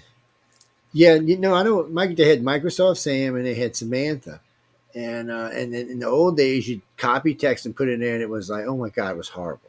Oh yeah, it was horrible. Well, if you've seen any of those YouTube videos of the Galactic Federation and the Anunnaki, they have these really poor synthetic voices that it's just you can't listen to it. What's that, Denise? No, John's not on tonight because he's in Tampa, Florida. They at the whatever it is, Tampa Con, something con. I don't know. It's one of the Comic Con things. Yeah, it's I don't remember the name of it. No, they always do a great job. It's the same gentleman who owns FanX owns it. Yes. Well, I haven't been to it, so I don't know. I'd like to go, but I don't know. Well, Tampa's not all that far from. Oh no! I know where you're going. Never mind. We're not going there. It's like an 18-hour drive for me. It's 7 hours for me, so it's like around the block. Yeah, you're a little closer. It's a straight shot almost. Yeah, it's Let me show you some more stuff. I don't like staying at people's homes. How's that? I don't. I feel like I'm imposing. I don't care how rich they are. I still feel like I'm imposing. Mm-hmm. No, it's just a thing. What do you mean? Oh. Well, you have. So, Jeff, Robert was saying you should do a course on this. Oh, yeah, maybe you should. That. Hey. Let me. Well, we got the opportunity to show more stuff. Let's do it. Yeah, go ahead. We got plenty of time. We got 38 minutes. So go away, baby. Show away. Are you all familiar with what a landing page is? Yes, sort of, kind of. A landing page is where you basically deliver web traffic through every way you can, and it sells. It's a single page that sells in this case, it's selling books. And you get to. This is a landing. It's basically one product that you're selling. and it's called a landing page. It's part of a funnel. Generally, they call sales funnels or a lead funnel in order to get people. In this case, the first book in the series is free, and because the objective is to build a mailing list. If you have a mailing list, you can keep selling stuff. If you don't have a mailing list, and then it's tougher every time you got to resell. So that's the landing page, and the reason that it's important is because this over here, this is Chat GPT. If you're not familiar with Chat GPT, you should be. it's pretty revolutionary. And so what I typed down here is I want a landing page to sell my books. The landing page should have all the elements that are standard. Okay, because I'm taking the position that I have no idea what's supposed to go on a landing page, but I'm told I need one. So okay, what do I need? So now I put it in the Chat GPT, and it tells me, okay, well, the first thing you need is a header, and here's what the header should include: logo, tagline rather, hero section, give us a book overview, author bio, testimonials, what's called a CTA, call to action. Here is what all the elements of a landing page are.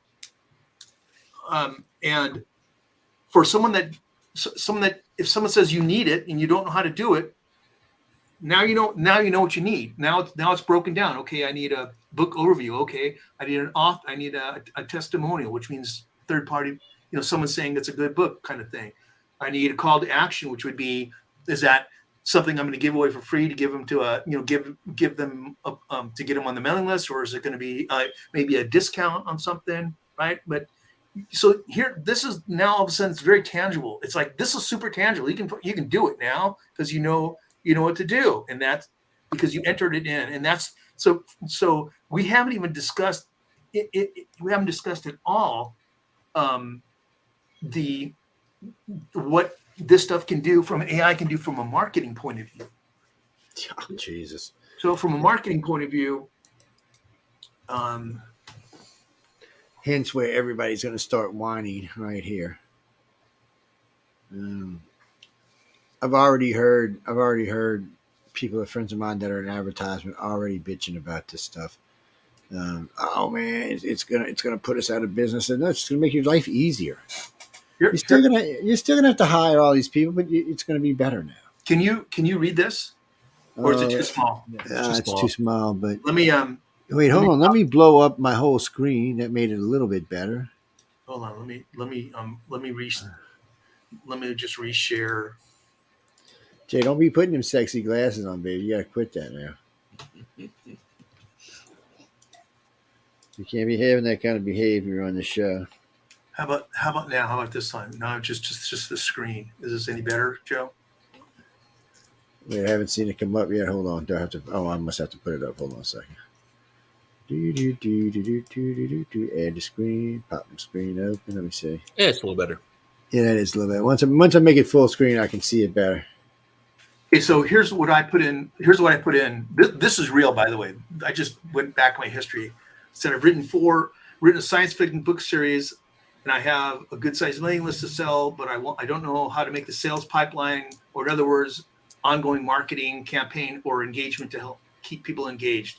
What ideas do you have? So this is what it came back: segment your mailing list, develop a content schedule, personalize your content, call to action, feedback, set up autoresponders. And then I said, well, that's too generic. I mean, I need specific. I know what the hell I'm doing, not just don't give me a broad. And so I said, that's too generic. I'll say, well, okay, then let's get a step-by-step. A welcome email, introduction to your world, character spotlights, book extracts, behind the scenes, release announcements, reader engagements, offers. Like, that's tangible shit you can write. Like, those are, like, that's tangible. Like, specifically what you can do with that. And then I ratcheted it down and started asking about,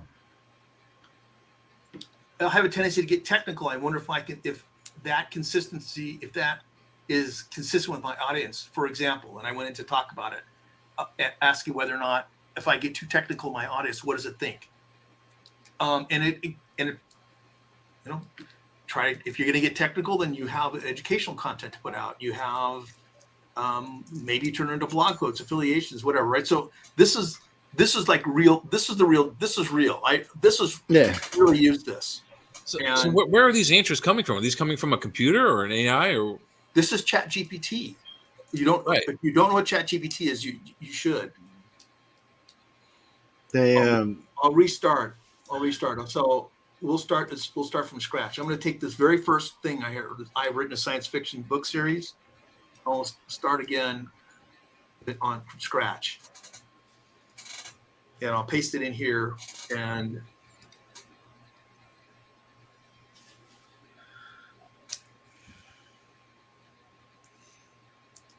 everything's been coming out now is coming out through the Chat GPT, which is a large language model AI. It's not. Yeah. There's a large language model AI. That's fast.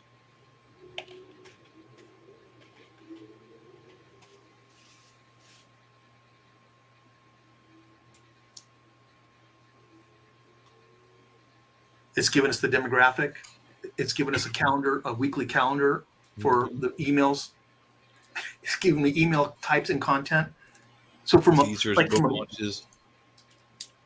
marketing point of view, like for a book, for people that are trying to want to sell their creative, again, in my humble opinion, but if you don't go charging after these technologies, whether it enables you to create visuals and help you to sell your book, whether it enables you, for example, if creating an audiobook is it costs you all of $20 because you need to buy the software for a month, and you can give away that audiobook if someone buys your book, or you can sell the audiobook for $1.99 instead of $8, and because it costs you $20 and you don't have to pay a royalty to anybody. Well, and then on top of that, you can ask and come up with different kinds of marketing campaigns and how to market your books by charging after this stuff.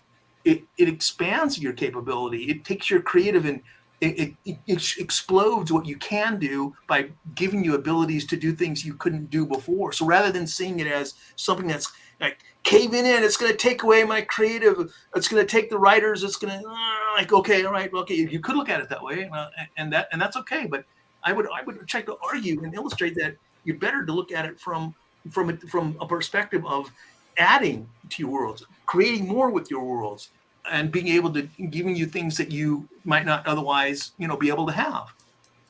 It also gives you the business sense to how to market your book with this GPT program. That's pretty cool. We've done one of the other things that I could. I mean, this was really bleeding edge, but for the sake of discussion, there was a thing. You guys remember text adventure games? Wait, say it again. You broke up right. Jay started coughing. I couldn't hear you. Text adventure games. I do kind of remember text. You basically go. It would be text, and it would say you are in a forest. Yes. They say look left. By the way, I'm embarrassed to say yes there. So we've been able to create text adventure games out of the author's work. So creating a text adventure game from you have this particular story about ore mining and on the belt between Mars and Jupiter, blah blah blah. So, but the text adventure is you're a contract miner inside of a cave, and all of a sudden the lights go out and you have to find your way out. And so you have to go look up, look down. Since there's no gravity, there's no lights, you have to try to figure out how to turn on a light and then which way to go. And then there's multiple tunnels, and which tunnel do you take? It's the germination of being able to take that text adventure and then flip it to text. Flip each of the scenes into text to text to image. So now, with each time you enter something, you would be getting a new image that would correspond to what you're doing, and then text, and then of course text to video. And next time we get together, I'll show you how the text to video works. So So this is a path that's happening, like it's evolving, like literally right now. This text to using AI to create text adventure games out of an author's own content is pretty fucking bleeding edge. Okay, right? But it's coming. Like if I can do it, it's coming. And now the other steps will follow in behind it. But I guess my argument is that if you're a storyteller and a world builder and you a writer, then you should be able to flesh out your role with as many interesting ways to tell your story, show your story, get people engaged with your story as possible. And these new tools can provide that to you and provide that to everybody. So whereas prior to these tools, you're the craft of writing, and I'm not diminishing, and I'm not going to piss off a lot of people, but I don't mean to. The craft of writing was something that held them back because the grammar, because of the copywriting, because of all the rules, and it's like it's a lot, but if you write the story, for example, in an outline format, you outline chapter by chapter what each happening with each character, and because you know what you're doing, and you know how you want your story to go, you take that outline and you put it in to an AI and have it write in your voice. It's your work. It's your story. It's just the machine assembling it in your words and getting it done for you. Yeah, you've just plugged in the parameters it needs to follow. Yeah. So for people that had, like, have you ever heard, like, someone says, everybody has a novel in them? Like, you could do it now. You could do it and build your world. So it's reminiscent of the movie Tron. Do y'all remember the movie Tron?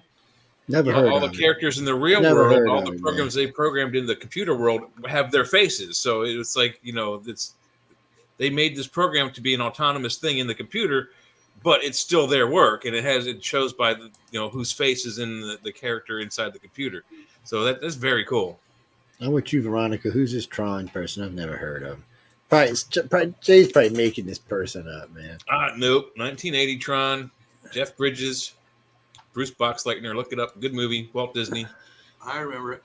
Yes, one of the very first fully automated. Bruce became a better actor when he got into Babylon 5 because he sucked in Tron. No, Tron was. I enjoyed Tron, both of them. I watched the new one and the old one. Yeah, the second one's pretty good. Yeah, I watched both of them. It's no, people, you had to be blind not to know about Tron. It'd be like, have you ever heard of Avatar? No, really? What planet are you living on? Let me show you a couple other things. If you have, as you're doing book marketing, if you write a book, it's sometimes going to be a challenge to actually try to get some kind of, step away from it far enough to be able to create a synopsis or even a summary, bullet point summary, or if you were asked to do a TV treatment on it, it's difficult sometimes to step away from it and be able to get that perspective. If you load your book in and then you ask the AI to create a synopsis, summary, or otherwise, it will do it. Now, it may suck, and you may ask it to do it 5 times, but from that 5 times, you pull out what you want and assemble it, and now it's done. Like before, you just couldn't do it at all, but now it's done. So if I take this book here and I say, write me a summary. So you could probably do the same thing as with an author buyer without like coming off as some sort of arrogant ass. Have the computer do it for you. For sure. I loaded my LinkedIn and I told it to rewrite it. It did a way better job. It did a way better job on my LinkedIn than I had. Like, so here's, I asked it to do a summary, right? It's here to do a summary. And then, what are the key characters?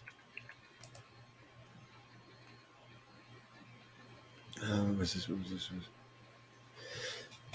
Protagonist, antagonist, supporting character. I mean, oops.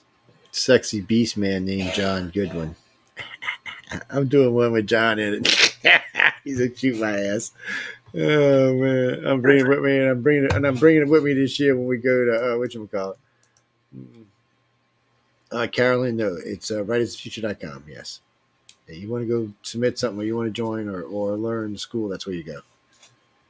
Well, no, we're trying to talk Jeff into starting a course for you people who don't have not a clue what we've been talking about all night. I've been watching the chat, and I know there's a wide range of ages in this chat, and only about a third of y'all even have a clue what we're talking about. No, I like it. You okay? Just educate yourself on it. That's all I'm telling you.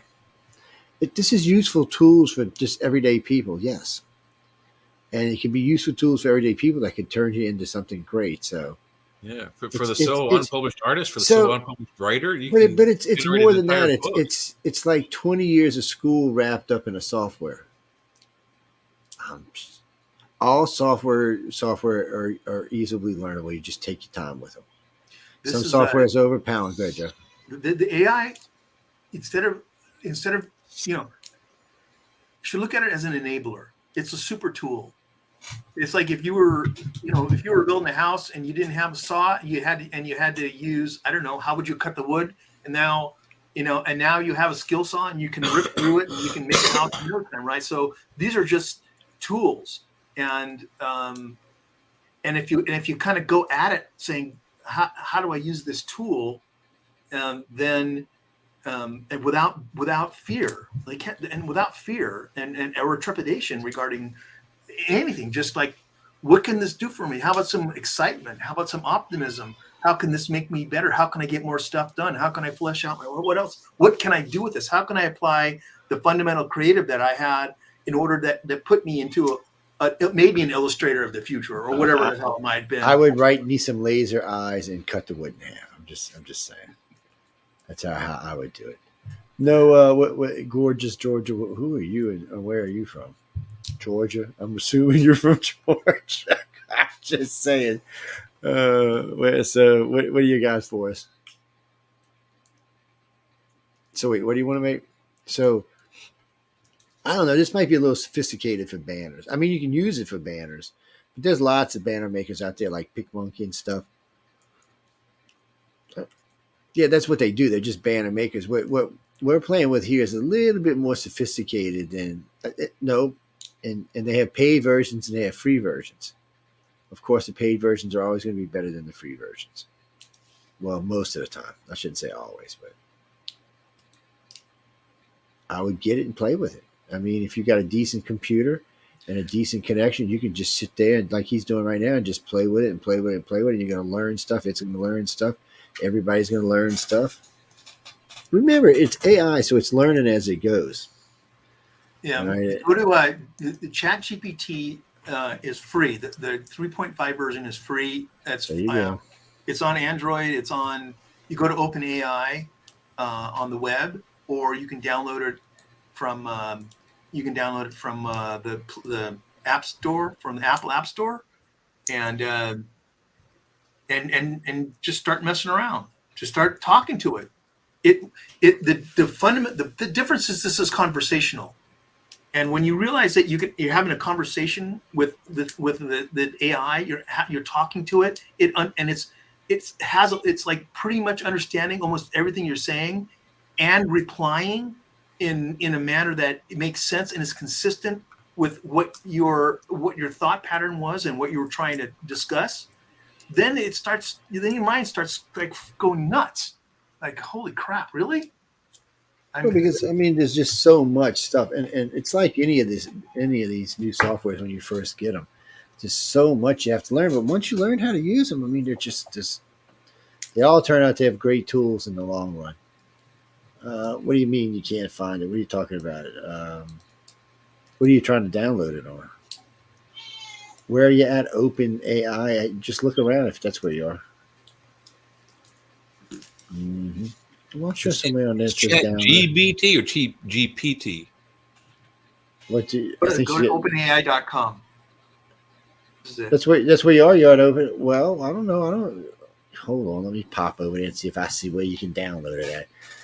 Like it wasn't already doing something. If you're on the web, you don't need to download anything because it's browser based. Oh, well, see, there you go. Look at that. It's in Android or the Google Play Store. Yeah. Yeah, no, this is web based. So like this is the developer portal that I use, but the whole thing is web based. It's not. Um, this is not an app. You get an app for your iPhone or for your Android, but otherwise it's web based. Wait, was that? No, there are other things there as well. Yeah, just play around, see what's on the site. Look around. Don't be scared, especially when it's free stuff. Carlene. I thought about this a while back, and then I didn't think about it again. So, if they develop real AI, there won't really be a need for sophisticated virus software for computers anymore, because AI would be able to block it. It would recognize it as for what it was and just block it from your computer. I would imagine the very next operating system we see will be an intuitive operating system. Yes, it may not be complete AI, but it's going to be intuitive at the very least. Windows 11 is junk. You're right about that. When Microsoft invested $10 billion into OpenAI, and they're integrating it across the entire all of the Office suites, and it's just a question of time before it's on the desktop as a part of things. I would imagine. I don't know. Last I had heard, it was slated 3 to 5 years for the next program. But guys, I'm just telling y'all, keep an eye out. Eventually, you'll see it. Actually, you probably won't even see it. You'll just be told it's there, and you'll start using. You think, well, remember, for a lot of people, if you don't want, you don't have to use your keyboards anymore. You can get touchscreens if you want, but you can do everything by voice now if you want to. Yeah. So, like my Roku, I use my remote. It's got voice on. I just tell them what I want it to do. My problem is when I'm talking to anything, I have such a thick Couillon accent that sometimes it's like, "What are you saying, Joe?" So when I first got Dragon, Naturally Speaking, I had to read 3 different novels to it so I could figure out it knew what I was saying. Yes. And then it actually knew what I was saying quite well. I can tell it stuff. Even now I can tell it stuff. It knows what I'm saying. Yes. But before that, it was getting every other word. And then just words you got to add, things like UFOs, extraterrestrials, just words that are not normally. Yes, you have to add all that stuff. But now it's going to be much better. Now we have we have the universal translator. Did y'all know that? I think it's got 26 or 28 languages in it now. You can buy and put it on your lapel, and I think you're in Star Trek. Yeah. No, and they're legit. They're not expensive either. They're not. $100. They're legit. They work pretty good. If you like to travel, there you go. Yeah, it's a different world. It's a different world. It's going to get everything's going to get smaller and more intelligent. Pretty soon, they've already got smart homes. My house is 50-50 smart home. I'm getting ready to install cameras on it this weekend. But I won't put a smart AC in, a smart thermometer, whatever the hell you call it, thermostat in, because they're little witchy glitchy kind of things. Mm-hmm.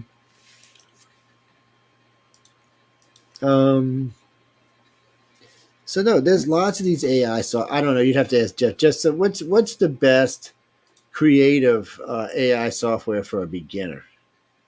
Or if you got any particular ones you'd recommend? I don't know, people. I don't use it yet. What's the So what do you do? For what? For what? Okay, so what are you talking about? For artwork? So you want to be for text to art? Is that what you're talking? So he wants to be able to tell it. He wants to give it an idea of what the image he wants and have it develop most of the image. Midjourney. Okay, y'all heard that? Say it again, because I don't think they heard you. Midjourney. So there y'all go. Midjourney. Yeah, go check it out. Well, he had told me one time about the one for writing, because we actually used it on the last show. The Arthur one, we actually used on the last show. Pseudo-write. Yeah. So there's so much. All I can tell you, people, get out there and use it. Don't be scared. This is not something where you're going to get a virus from on your computer. No, I've seen those comments. I'll probably get a. Oh, excuse me, guys. Damn, I apologize. I don't know where that came from. It's late. Yeah, I get. And I just drank. My wife made me super coffee. You can't be scared. You got to get out there and use it. Oh, they're going to be contests in the future for this. Oh, yeah, you can bet your ass. Well, a lot of contests are not going to allow AI, but there's going to be contests just for illustrators who develop through AI or authors who develop through AI. You can bet your ass on it's coming.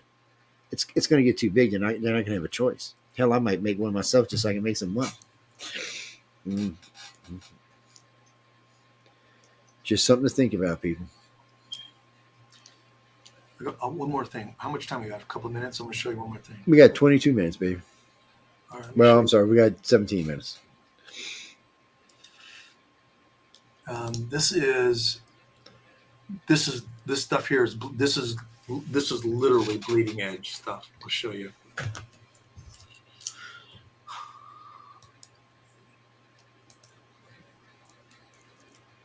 As soon as you bring it up. Oh, hold on. I'll bring it up. Give me one second. I went on the same page, which I just popped over to a different page. Okay, pop back over yonder. Pop back over yonder. There you go. So far we've gone train them with your own voice, and then write an outline, and then write a book. Take the book and pull your text descriptions out, and be able to make images, graphic novels, illustrated fiction. Take your text, and be able to make a book out of it, an audio book out of it. Now this is what's next. And this level is now not maybe this is holy cow 4 weeks old. maybe a little bit older than that. I mean, this is the bloody bleeding edge. This is text to video. Wow, this is going to be freaking fabulous. This is text to video. I got some ideas I can use for this already. And it's just going to get better. Yeah, like I said, that's a computer generated Panda. Yeah, Panda looked really good. The lion's face was a little screwy. They and that's what I'm saying. The more they develop, the realer it'll get. Until you can't tell the difference. Barbie building a nuclear bomb. Go Barbie, go Barbie, with a go. pink cloud. All right. Oh, now we're going to have pink across the messenger. I'm not going to see Barbie, people. I'm sorry. What do you mean? Will I watch it when it gets in my house? Only if one of the grandkids are here. Okay. I'm not. Okay. No, if you want me to confess, I did play with Barbies when I was young because I had a sister. Mm-hmm. This is mind-boggling capability for someone with a creative mind that has a visual or wants to build a world. To say, all he did is, I need an explosion, I need a gathering storm, I need volcanoes erupting. You know, I was thinking about this. So they used to have that game, but they probably still have that game out there. What is it, Civ's World or whatever it is, so now they could take this along with the building of the world itself and use this kind of graphics into the game. Oh my God, it would be freaking fabulous. Well, imagine you're a book writer or a writer, and you already have this shit in your language. You already have your stuff in your head. Now you write the text. I need this airship flying through the mountains with a dragon chasing after me and whatever, right? And then it makes it. And then you go to your next scene, and you go to your next scene. So we're going to start seeing pre-made movies and pre-made books coming out of this, or short video clips and stuff. Reels are a big famous thing now. And one of the things I'm nice about, because some of the software we use today, standard software we use today, allows us to make 5 to 15 minute reels with just a clip, with just an edit clip, real easy. This is going to make it even better because I won't even have to do the edit clip. I can just describe the part of the show I was talking about and let it make it, and then post it to wherever, Facebook, YouTube, TikTok, or wherever we're going to put it, or probably all of them. This is going to be really cool stuff, and I like to do this kind of. When I have free time, I like to create. I just don't get that much free time anymore. But sooner or later, the station will be back making the kind of money I can go back to let my son have the other business. Oh no, people! No, we're not going there. And my construction company's there so that I don't starve to death. All right. Yes. Now, let me tell you what, before getting COVID, okay, I was sitting pretty. I had a good bit of money in the bank. But 2.5 years of no working and sitting on your ass with COVID, it just and I have bills. When you're making good money, you have bills. Life's a bitch sometimes. So can't get rid of the other business. Yeah, it is. Oh, if you feel sorry for me, you can go right over to United Public Radio and uprn.com and make a donation. Station ain't cheap. We have paid slots. Whoever asked that question, we do have paid slots. Starting as cheap as, I think there's 150 now. They used to be 100. Hey, look, I'm not an inflation guy. Talk to Joe Biden about that. Oh, and by the way, in case y'all didn't know this, Jeff is Joe Biden's stepson. I just thought I'd tell y'all that. So if y'all out there in Vegas, I'm just telling y'all what's going on. He might be as illiterate, I don't know. Anyway, Jeff's like, I thought we were friends, man. There's a lot of things I like, and there's a lot of things some things I don't like, and he's not on my favorite list. No, he's not. Well, no, what do you mean picking on him? Oh no, he hangs out with Todd McCaffrey. He's got to be used to being picked on. Oh my God, Todd's at least as bad as I am, if not worse. Oh, Todd's great to hang out with. Oh yeah, when we went to the gala together, he was all in his blue tux, man. He looked shad, man. Oh yeah, he's fun. He's fun to talk to. Oh well, I watched him and Leslie Dean Smith discuss which is the better way to do things. Well, no, they don't always get along. No, it wasn't a mean fight or anything. They just disagreed on some things. And I've seen Jody Lanai and Coke Man. Tim Powers. Discuss that they don't always agree. Well, because when you're authors or illustrators, you may not always agree on certain techniques or certain things. You mean if I was an artist, I'd do oil, man. I love oil. I don't know what it is. I must have lived in one of the great oil times during the Renaissance or something. Oh man, oils are fun. I like gouache. It's a watercolor. It's very vibrant color. I wanted to see the redhead. I didn't know it was in my town at the time, Van Gogh. And somebody said, "Well, you missed it." I said, "Why didn't somebody tell me?" It wasn't even on TV. They just had it at the museum, and I was like, "Man, I would have loved to go see that." That would have been a cool show. Yeah, it's good art. I don't know where it's at now, Gene.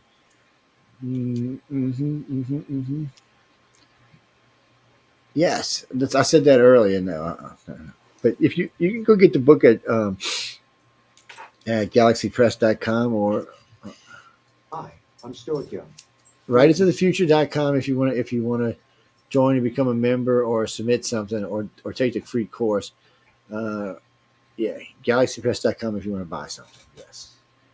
Yeah, or you can go the easy way and submit some artwork or a story, and then you get the book for free because you're in it.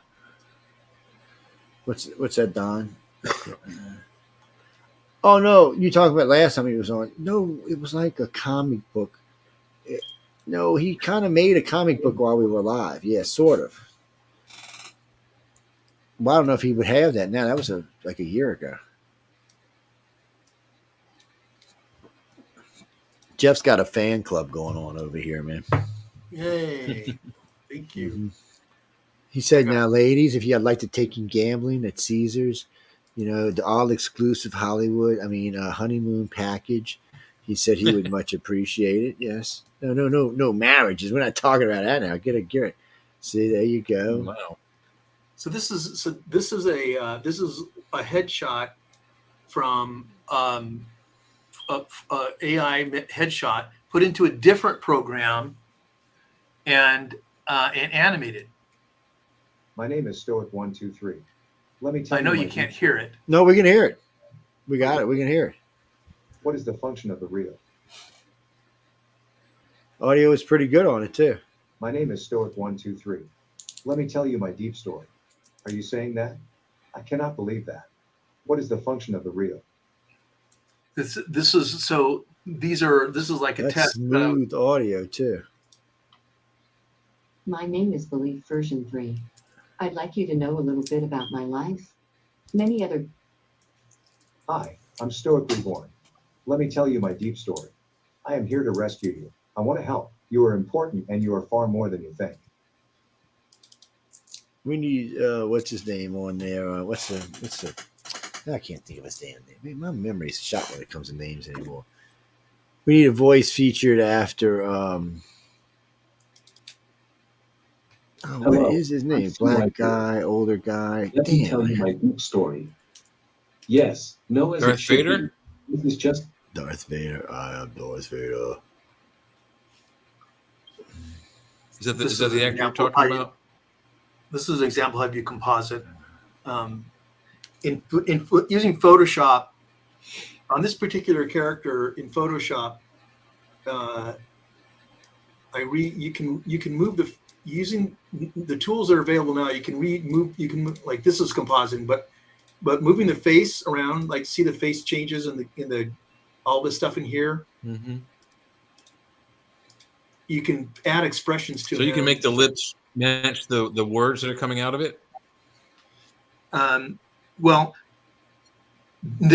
for the ones that I showed you before, that's done automatically through what's called D-ID is the software package that does it.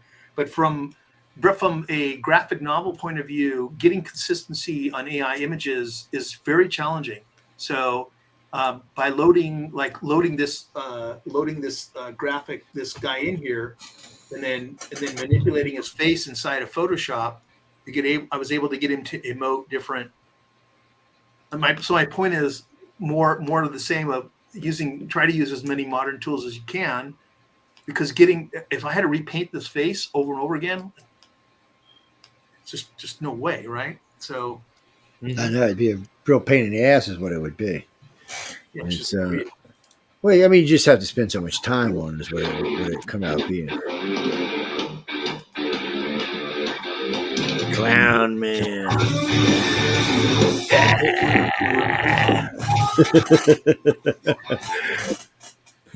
Jesse said, "Shit, y'all just woke me up." Yeah, What? Shame on you, Jesse. in regular old style, it would take forever. I mean, you'd have to have so many different gels, and you have to refer to the back to the pages before it to make sure you're getting the right movement. So that makes it a whole lot easier.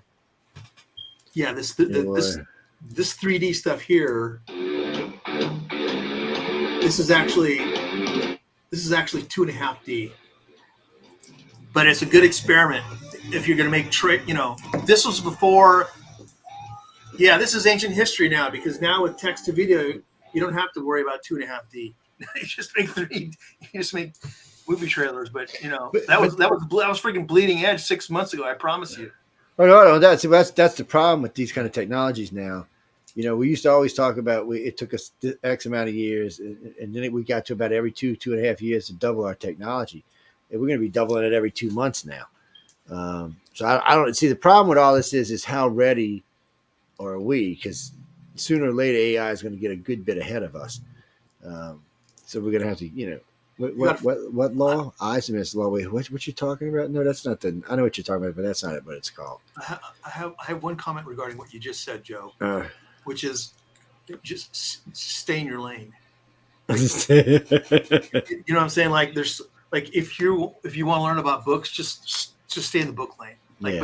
Because it's happening. There's so much happening everywhere. If you don't stay in your lane, and you're gonna get distracted by, now it's doing this and now it's doing that and now I can do this and now I can do that, and next thing you know, you're all over the place. But if you stay in your lane and say, I need this to help me sell my books better. I need to be able to. I want to create more books. I want to create whatever it is that you accomplish, and then just strictly stay in your lane. Then it helps you stay, helps you stay focused on looking at all the stuff that's coming and sift it, because there's just too much. Like you're saying, it's just too much. Yeah, there is. Well, no, sir. There's just too much of it to keep up with. I mean, if you got a team of people, maybe if you got a company or something where you can keep up with all this, but for an individual, it's going to be a lot. I mean, there's already a lot to keep up with, and for an individual, it's going to be even more.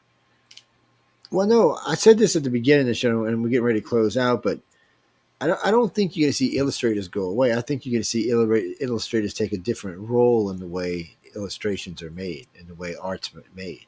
I think it's going to change.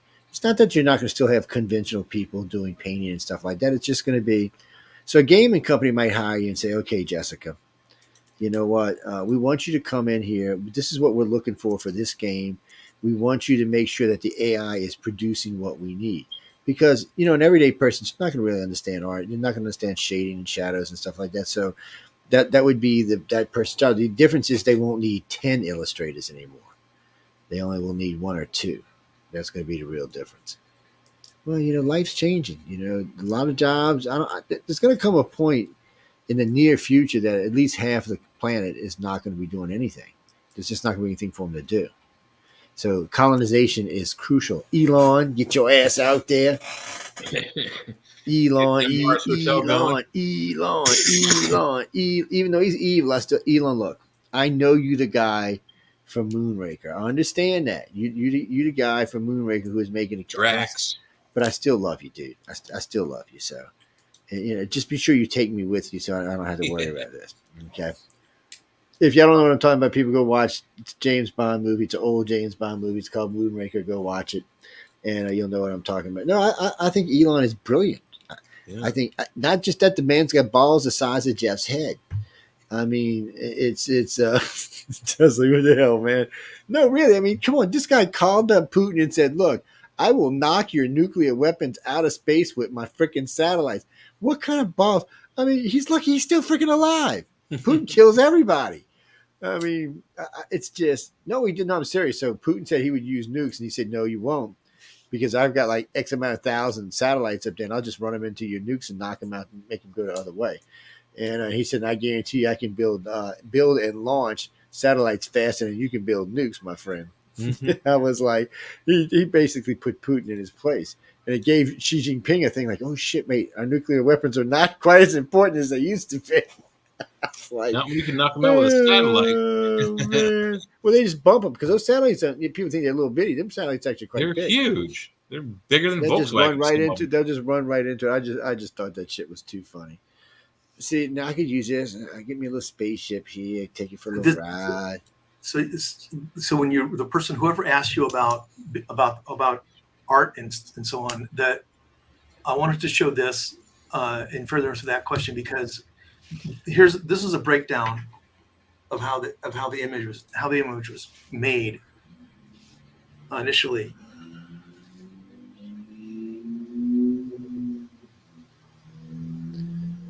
And it's still, you still have to have the lighting and be able to know what you want to do, and you know, and add all the indirects and all the rest of that stuff. It's still art. And frankly, I think the illustrator is going to prefer this better because, let me see, is my mouse working?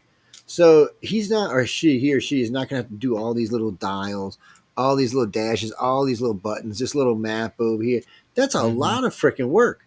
I mean, you know, doing each one, making it look right, you know, doing the screens, doing the maps, so if the AI can create it and you can adjust it, I think, one, you're saving the company tons of money, which maybe we'll see in the future as a let over to us.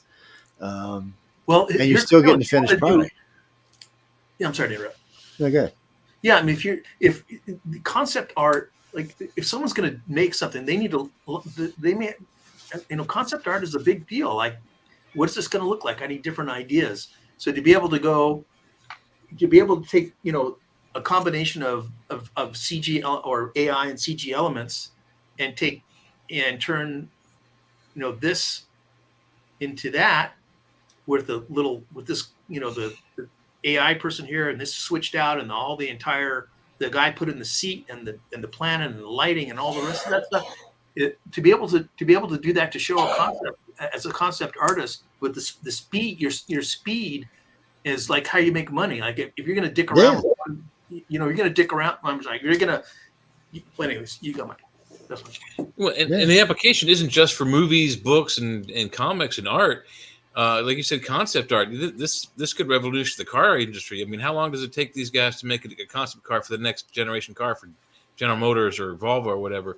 You can make this new car for the next generation, but not only can you do that, but you can show scale of how big the car is with, you know, a scaled human being in the car, outside the car, standing by. It needs to show my flying car now that we've actually now, people, in case y'all didn't notice, this on the news side, They are making their first line of flying cars this year. They'll be available this 24. You'll be able to get your own personal flying car. Yes. From who? I don't know, but the government went ahead and green lighted it last week, and the company already have them, and there are companies already building them. Yeah. I was like, wow, okay.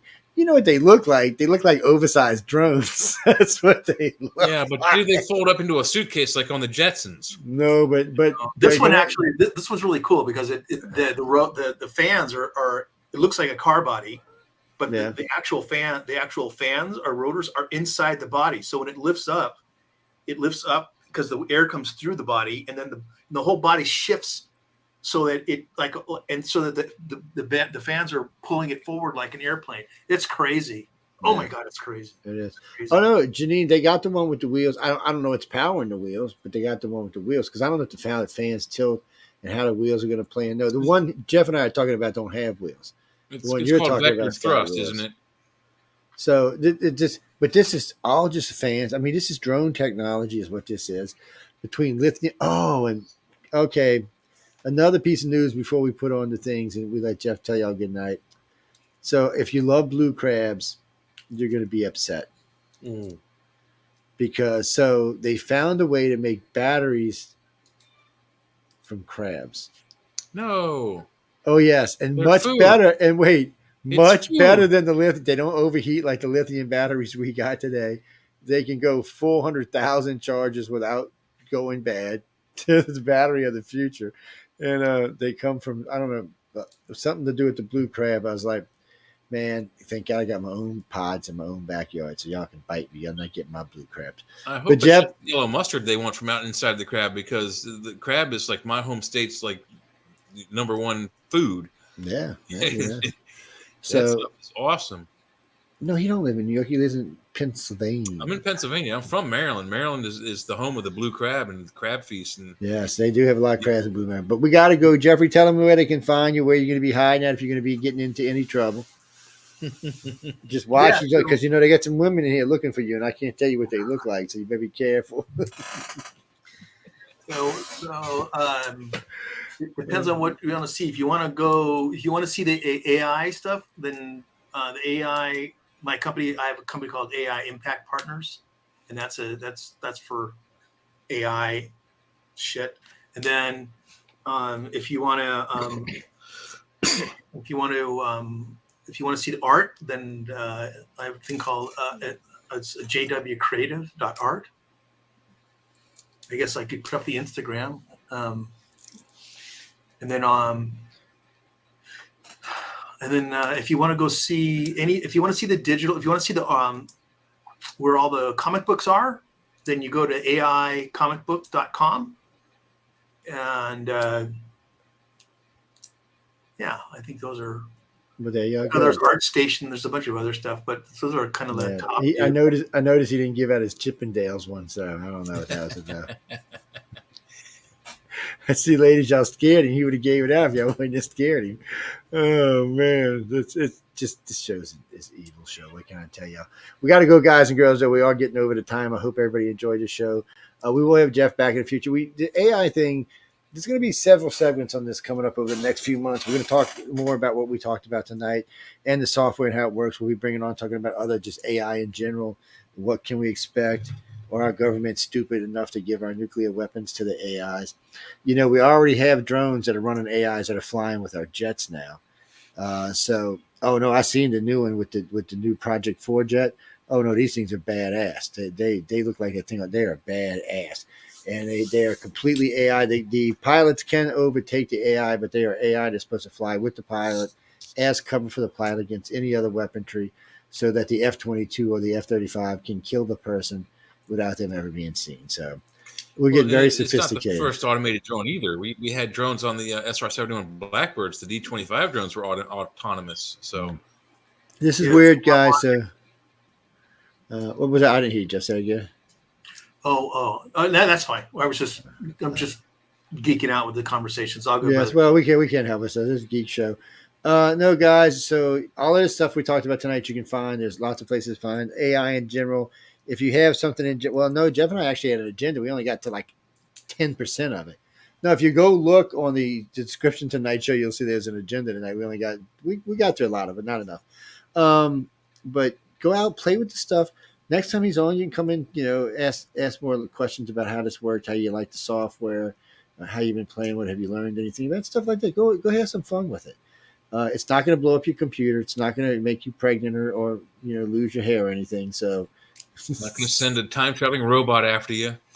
So, but I'm serious. Go check it out. Use it. Play with it. I'm a geek for any kind of new software. I can't help myself. I just can't help myself. But what I'll do is I'll end up putting it on one of the new computers. So while I'm resetting it up, I can be playing with it while I'm setting up the computer. Again, Janine, just use PicMonkey for making banners. This stuff is, fine. If you want to go around this and make a banner out of it, you can. It'll make you a banner. But it just seems like overkill. I'm just saying, for one little banner, it just seems like overkill. That's all. I tell you what, if you're that desperate, catch me tomorrow, and I'll give you the code to our PicMonkey site, and you can go over there and make you a banner. Yeah, I don't mind. Yeah, we keep them up there for our host anyway. I haven't thought about that. Maybe next time, Justin, we'll talk about it. It is something we have talked about, integrating some of this AI in with the station and with some of the hosts to help with a couple of different things that we got going on. Wait, who? That's not Jay. Jay's got a cat. What are you talking about? Jay's meowing. You freaks. That's my cat. Y'all people are freaks, man. I'm out of here. The cat. Good night, everybody. Here comes y'all's promos, and I will see all of y'all next Wednesday. Thanks for your time. Pleasure meeting everybody. Nice meeting you, Jeff. Jay. You're always great, Nice man. meeting you, You're always great to have on. People, enjoy the archive. And for anybody going to listen to the archive, again, most of the information you need is available in the archive for the night show. So check it out. Have fun, and good night. You are listening to UPRN, United Public Radio Network, coming to you live on 105.3 right up to 107.7 FM from the beautiful city of New Orleans. UPRNtalkradio.com. Looking for something new in sci-fi or fantasy? Check out what Brandon Sanderson, Orson Scott Card, Nnedi Okorafor, and others chose as the best news stories of the year in the L. Ron Hubbard Presents Writers of the Future anthology from 24 award-winning authors and illustrators, plus art and writing tips and bonus stories. L. Ron Hubbard Presents Writers of the Future. Buy your copy at galaxypress.com, Amazon, or wherever books are sold. It's time for you to get out and nominate your favorite podcasts. There's an amazing show I want you to consider for the People's Choice Podcast Awards, Writers and Illustrators of the Future podcast, in 3 categories: education, storyteller drama, and art.